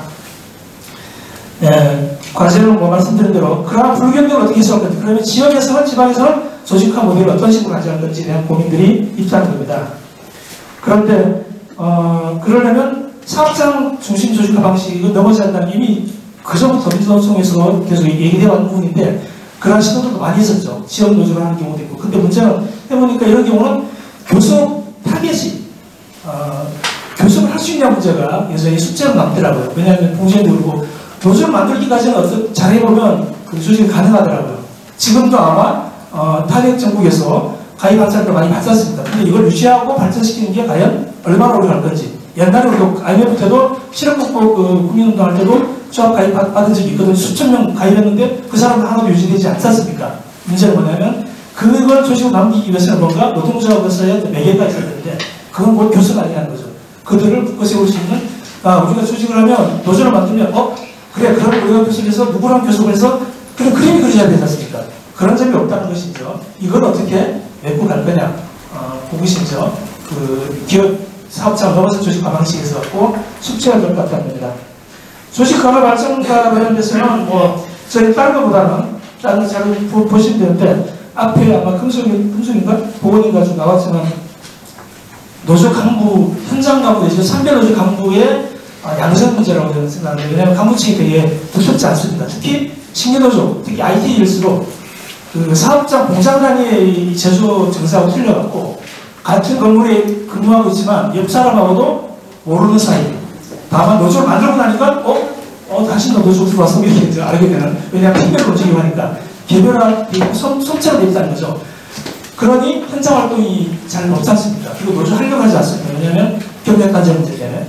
그래서 그런데 이제 이게 지금은 가입을 하고 좀 많이 확대되지만 이게 계속 유지 발전되려고 하면 결국은 간부들인데 간부층을 얼마나 깊게 만들 거냐 하는 문제가 고민입니다. 그런 점에서는 보건도 뭐 과제라고 했지만 사실 제가 알기로 보건이 4세대 양성훈련을 위한 프로를 또 보고서 하고 했다는 걸 알고 있습니다. 그런 점들도 저희가 레퍼런스를 좀 해봐야 되지 않겠나라고 생각하고 있습니다. 선별 초기업 교수 관련돼서는 저희는 교수 아까 그 박명수 박사가 업종별 교수 뭐 업종을 다 하진 않습니다. 그냥 IT 업종을 위원으로 해서 지금 시도를 하고 있고 5개 영역으로 업종 및 특성별로 지금 시도를 준비를 하고 있습니다. 저희가 2022년도에 그 간부들한테 설문 서론을 조사를 했습니다. 참별을 조사했습니다. 교수 형태에 대해서 어떤 것들이 나을 것 같냐라고 기존까지 나왔던 거라고 물었는데 가장 많이 나온 게 118페이지 자료인 거지만 지역 교수. 왜냐하면 지역 귀속력이 좀 있어요. 그 다음에 나온 게 업종 및 특성별 교수였습니다. 여기서만 특성이라고 하는 건 아마 앞으로 누가 말씀하셨지만 직종 내지는 이런 직무적인 뭐 그런 동질성에 대한 것들이 포함되어 있는 것 같아요. 왜냐하면 IT 같은 경우 개발자니까 IT가 사무금융이 됐어라고 이제 누가 얘기를 했거든요. 왜 그게 안 들어오냐는데 거기는 영업직이에요. 라고 약간 좀 동질성으로부터 좀 다른 얘기를 하더라고요. 그런데 실제 조직도 그런 동질성이 전파가 되면서 파급이 생기면서 저희가 직접 저한테 연락 온 게 아니고 내부 지회장을 통해서 신규가 가입 문의가 들어오고 이렇게 이제 연결해서 들어오는 경우가 많았거든요. 그래서 조직 확대에서 동질성을 어떻게 뭐랄까 그런 영향력을 확대할 거냐 이런 것도 고민스러운데 아무튼 그래서 지역 체계로 되어 있지만 교수 구조는 저희 중앙교수도 엄두도 못 내죠. 왜냐하면 업종이 다 워낙 다양하니까 그거 모아봤자 사연서 안 나올 거고 핑계거리가 생길 것 같고 그래서 묶음별 교수를 하자. 묶음별 업종별로라고 한 것도 좀 애매한 시기에 있어서 업종 내지는 특성별로 했습니다. 그리고 지역 지구는 직구 아까 제가 말씀드린 그 지역 지방이 소멸되는 뭐 이런 문제가 있다니 그런데 이 문제에서 교수가 어떻게 돌아갈 건지는 산업단지 문제, 민주노총이나 금속노조까지 천착하고 있는 공단에서 협약을 어떻게 했을 건지 그 산업단지를 통해서 거기에 포괄되어 있는 노동자들한테 어떤 뭐랄까 이 노동권들을 보호할 건지 이렇게 다가가는 어떤 전략이 필요한 게 아니냐. 그러려면 지구집단교섭, 지구교섭한테는 그 지자체를 끌어들이면서 지역 산단이라는 그런 묶음으로 해서 공간을 묶음으로 하는 어떤 모델을 만들어내는 이게 되지 않을까 싶고요. IT나 산업폐기물이나 석유화학 산해하청은 업종도 동인지적이지만 주로 IT는 판교에 많이 모여있죠. 지금 저 조직들대로 중심으로 말씀드리면 물론 구로에도 좀 이전권 조직을 좀 해야 되는 과제가 있고 그 다음에 석유화학 산해하청 여수에 많이 모여있습니다. 저희 조직 기준으로. 그 다음에 산업폐기물 처리하는 데는 안산 쪽이 많이 모여있어요. 작지만 이런 부분들이 지역과 업종 내지는 특성이 교차하는 지점에서 어떤 모델을 만들어 예를 들면 판교 모델을 한번 만들어보고 싶다라는 것이 저희 바람입니다. 그걸 통해서 초기업적인 교섭 형태들을 어떻게 우리한테 맞는 그런 구조를 만들어갈 수 있지 않을까라는 생각을 합니다. 여전히 과제는 아직 그걸 시도하고 그런 태세를 구축하는 사업들이 이제 작년부터 2023년도 시작했는데 그런 것들을 좀 더 계속 심화 발전시키는 과제가 있는데 형태는 저희도 이제 선별이니까 대학생 교수님을 취하지 않을 수 없지 않습니까? 사업장 230여 개 사업장에. 그런데 박명수 박사는 지금 발제 나왔지만 대학생 교섭의 어떤 그거를 두텁게 하는 과제가 분명히 있습니다. 그런데 이게 대학생 교섭을 두텁게 한다고 해서 과연 이 선별 초기업적인 교섭으로 잘 넘어갈 수 있을까? 그 여전히 숙제로 남습니다. 왜냐하면 유럽과 저희가 경로가 다르기 때문에 기업을 해체하면서 우리가 이제 그 기업을 극복하면서 넘어서 선별로 가는 경험들을 시도하다 보니 그리고 중앙의 중요한 아직은 좀 상대적으로 취약하다 보니 이게 이제 뭐 어느 게 맞다 맞다를 판단해서 접근할 문제는 아니고 우리 실정에 맞게 이거를 가져가게 되는 방점은 여전히 집중성들을 전국 중앙 집중성들을 강화시키는 것들이 여전히 지금은 되게 경주해야 될 지점이 아닌가라는 생각을 합니다. 또 한 가지 과제에 관해서는 그 사회자체 강제하는 것보다 노동자의 교섭과의 설정, 자율성 확대하는 방향의 전략이 필요한 거 아니냐라는 이제 발제자의 발제에서 저희도 동의를 하고 저희가 2000년 초반에 세무사관보다 구조조정을 당했다고 할 수 있다. 왜냐하면 이제 공급 과잉 문제 때문에 당했는데 그렇게 산업협회에서도 나중에 되니까 그 전에 우리가 교수가서 할 때 콧방이 닦다가 나중에 그게 위기가 오고 구조조정 당해지니까 왜 우리한테 교수 요청하지 않느냐고 해요. 아니 우리 애들 할 때 왜 보인다 했죠. 이게 이제 왜냐하면 이제 자본 입장에서도 위기가 와서 자기 기업과 경쟁 속에서 도태해야 되니까 그런 과정에서 뭔가 정부 지원을 받아야 된다든가 그런 차원에서 노사가 뭔가를 하려고 해 이런 것을 보여주고 싶었던 것 같아요. 그런 점에서 저는 업종별 내지는 특성별로 그 기업주들하고 커뮤니케이션 내지는 뭐랄까 뭔가 접촉이 필요하다. 그런 걸 통해서 만들어낼 수 있지 않을까. 그런데 이제 저희가 사용자들 교섭하다 보면 이제 따로 가끔씩 이제 볼 때가 있었습니까? 아니 문제는 쟁의권을 양보할 수 있냐는 거예요. 쟁의권 양보는 제가 다 할 수 있대요. 그래서 제가 그걸 얘기했습니다. 근데 기본을 건드리지 맙시다. 왜냐하면 저희 노조 중에 옛날 연명시절 기업별 노조 연명시절에 한 노조를 징계했던 적이 있다. 왜냐? 그 노조가 교섭권을 백지임했던 사업장이거든요. 징계사유거든요. 동기라도 좋은데 교섭권, 노동상권을 포기하는 거는 징계사유다라고 한 적이 있습니다. 그래서 이건 기본권 아니냐. 노동상권을 어떻게 양보하라고 하는 건 말이 안 됩니다. 다만 그런 것들이 현실적으로 실제적으로 이렇게 그런 효과가 나올 수 있도록 노사관계가 맺어지면 되는 거 아니냐. 즉 기업별 노사관계 아닌 산별차 노사관계가 그렇게 형성되다 보면 그런 것들이 자기 효과, 그 비용들이 줄어들지 않겠냐. 그걸 서로 보셔야 되는 거지. 쟁의권 양보하라고 하면 그거는 대화가 쉽지 않지 않겠냐. 이렇게 했던 적이 있습니다. 요새는 당시보다 유인 또는 인센티브 방식에도 저희도 동의할 수 있다는 얘기입니다. 다만 그런 전제들을 가지고 마지막으로는 구조조정이 다시 또 닥쳐오고 있었습니다. 석유화학이 또 상해학생 구조조정 때문에 오늘 여수에서 공동구조조정 발대식도 하고 있는데요. 구조조정이 이제 석유화학만 그런 게 아니고 저희 신산업 되게 탄력적으로 움직이더라고요. 신산업인데 곧 구조조정도 닥쳐오는 이런 흐름이 되는 것 같아요. 그리고 구조조정 시기에 노사관계들이 산업상으로 형성되어 있지 않으면 그걸 돌파할 수 있는 합리적인 노사를 설득할 수 있는 노사 모두를 물론 완벽하게 설득 안 되지만 어느 정도 기본적인 설득이 가능한 합리적 대안을 만들 수 있을까? 그런 토대가 없는데 그런 점에서는 하루빨리 기업별 노사관계를 뛰어넘는 산업별 노사관계가 형성되어야만 되지 않을까라고 생각합니다.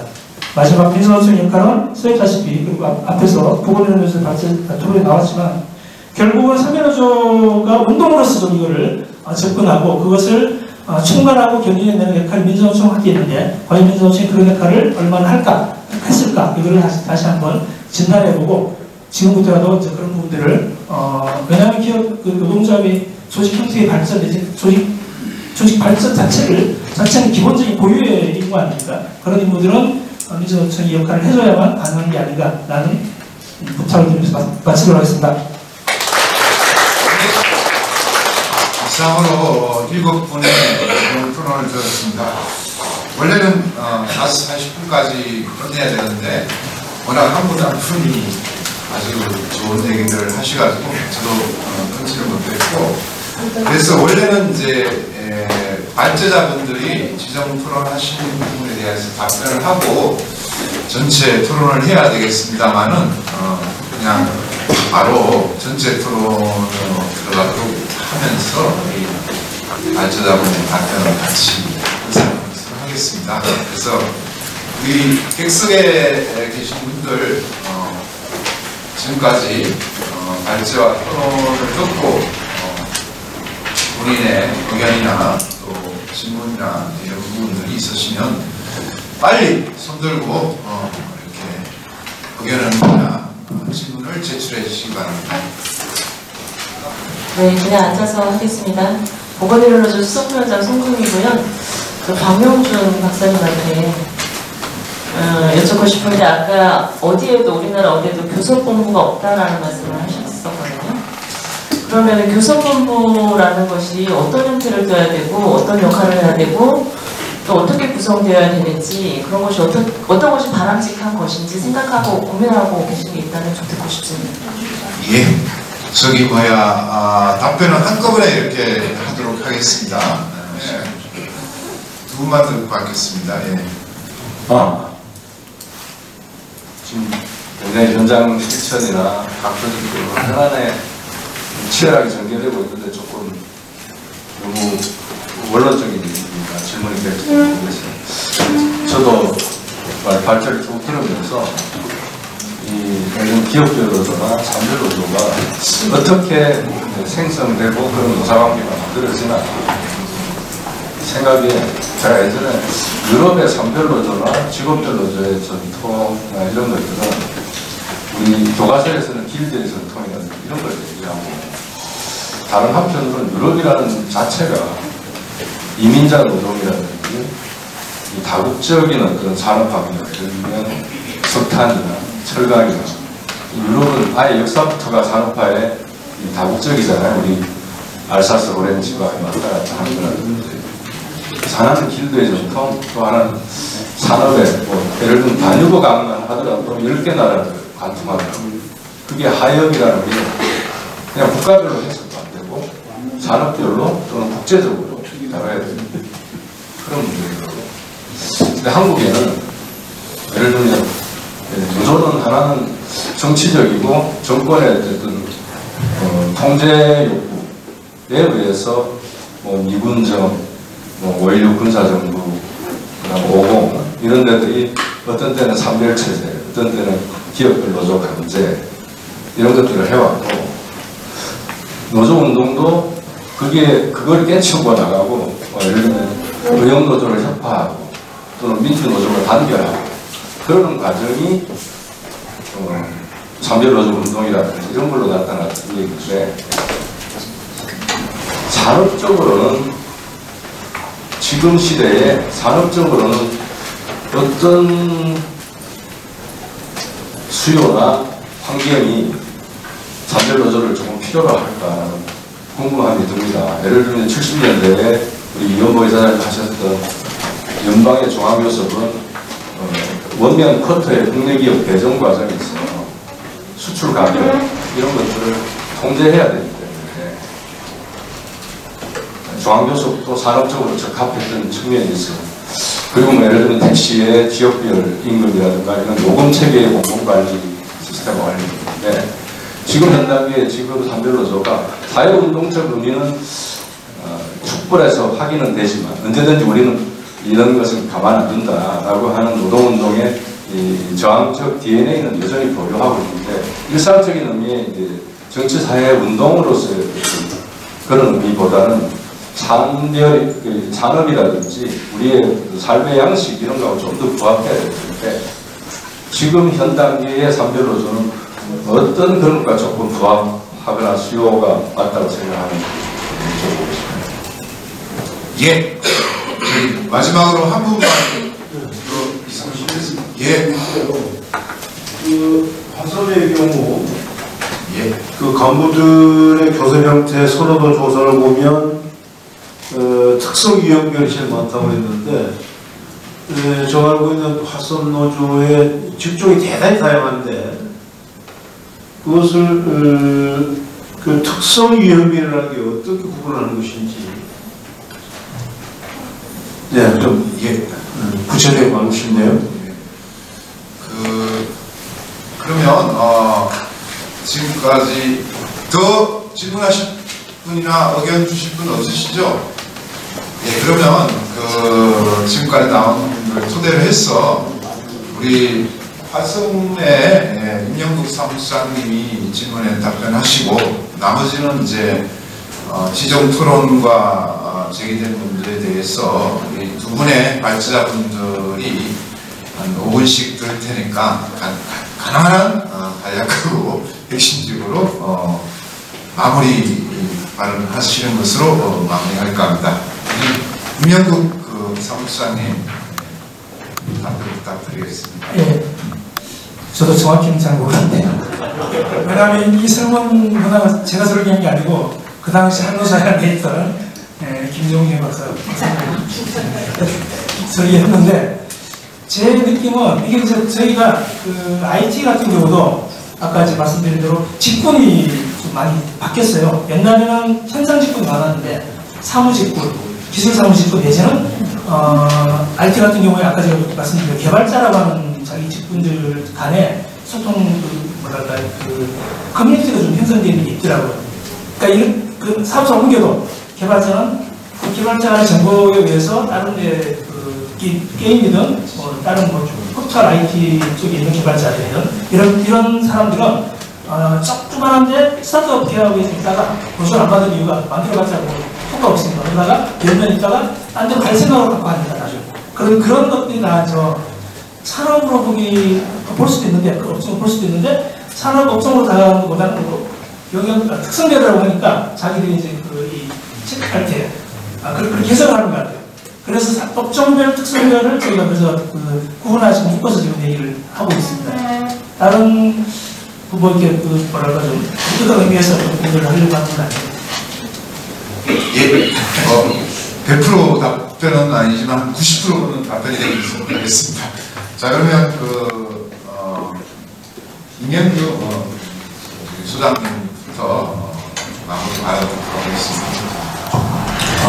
예, 저는 짧게 하겠습니다. 이창근 선임연구위원이 한 지적에 대해서는 그 부분은 열심히 다시 한번 파보고요. 그 역사적 맥락이라는 것이라고 생각을 하는데 그거는 아마도 한국의 그 산별노조 노동조합 운동의 경로 이전성 이전에가 과거를 벗어날 수 없는 건데 그런 부분들에 대해서 좀 논의가 좀 빠져서 좀 설득력이 좀 덜한 거 아니냐 이런 거 취지로 들었고 저도 거기에 동의합니다.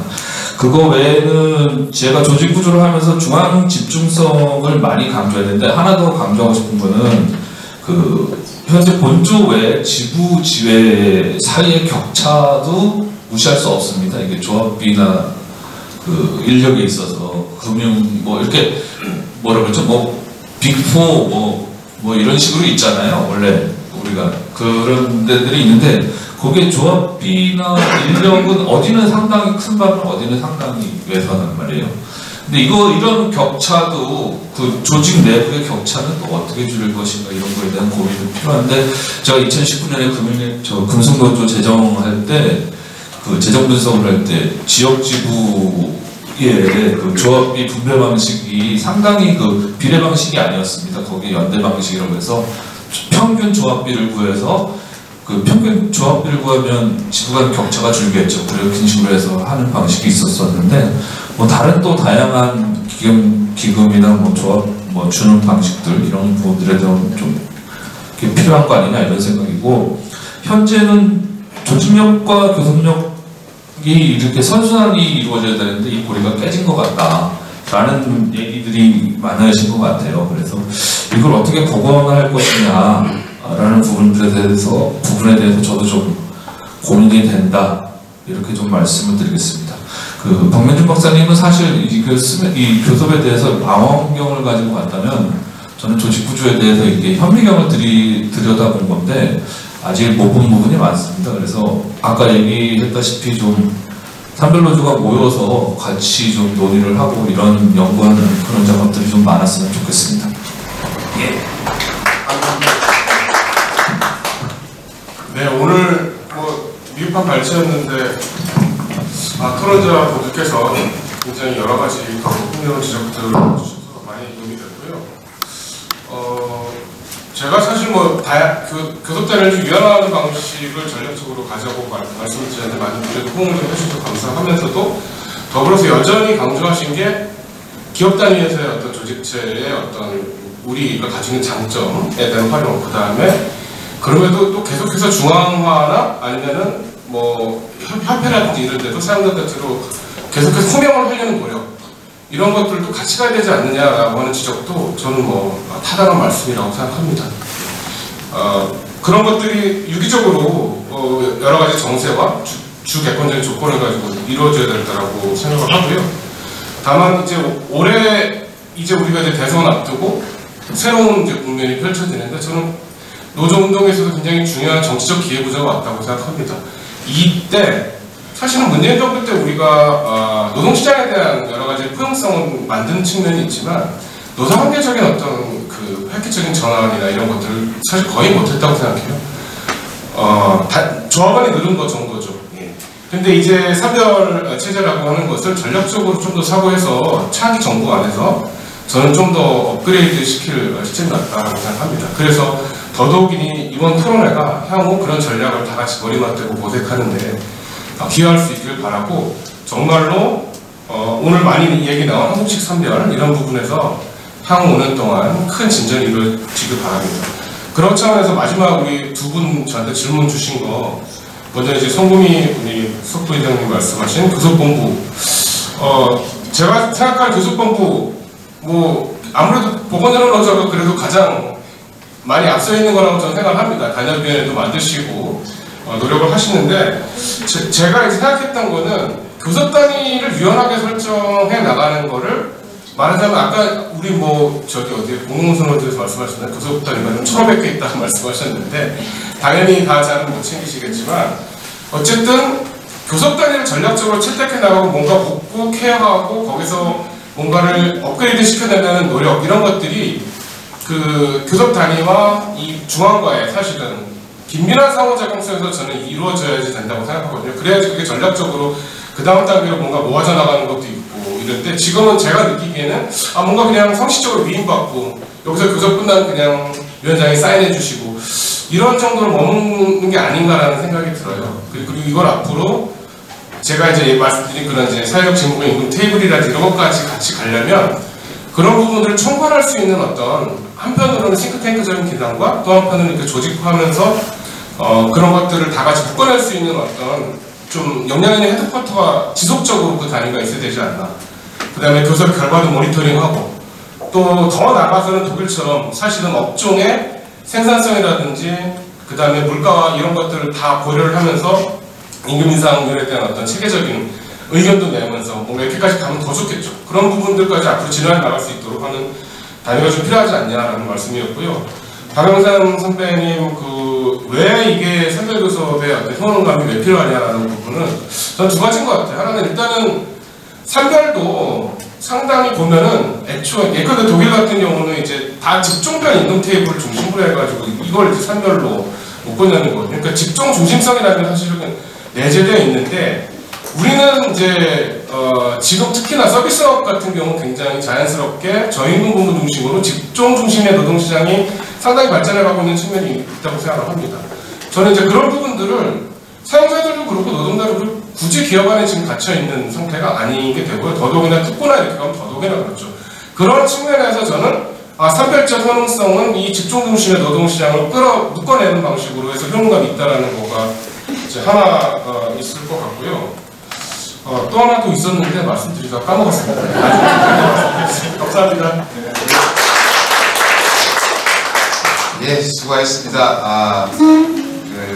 한국적 선별 노조운동은 지금 이제 진화 중에 있다고 이제 평가되는 것 같습니다. 그리고 앞으로 정말 한국적 특성에 맞게 노동시장의 미중격차를 해소하고 전체 현대의 정신이 살아있을 수 있는 그런 선별노조운동을 발전하게 기대하면서 선별노조운동 어디까지 왔나 전체 토론을 마치도록 하겠습니다.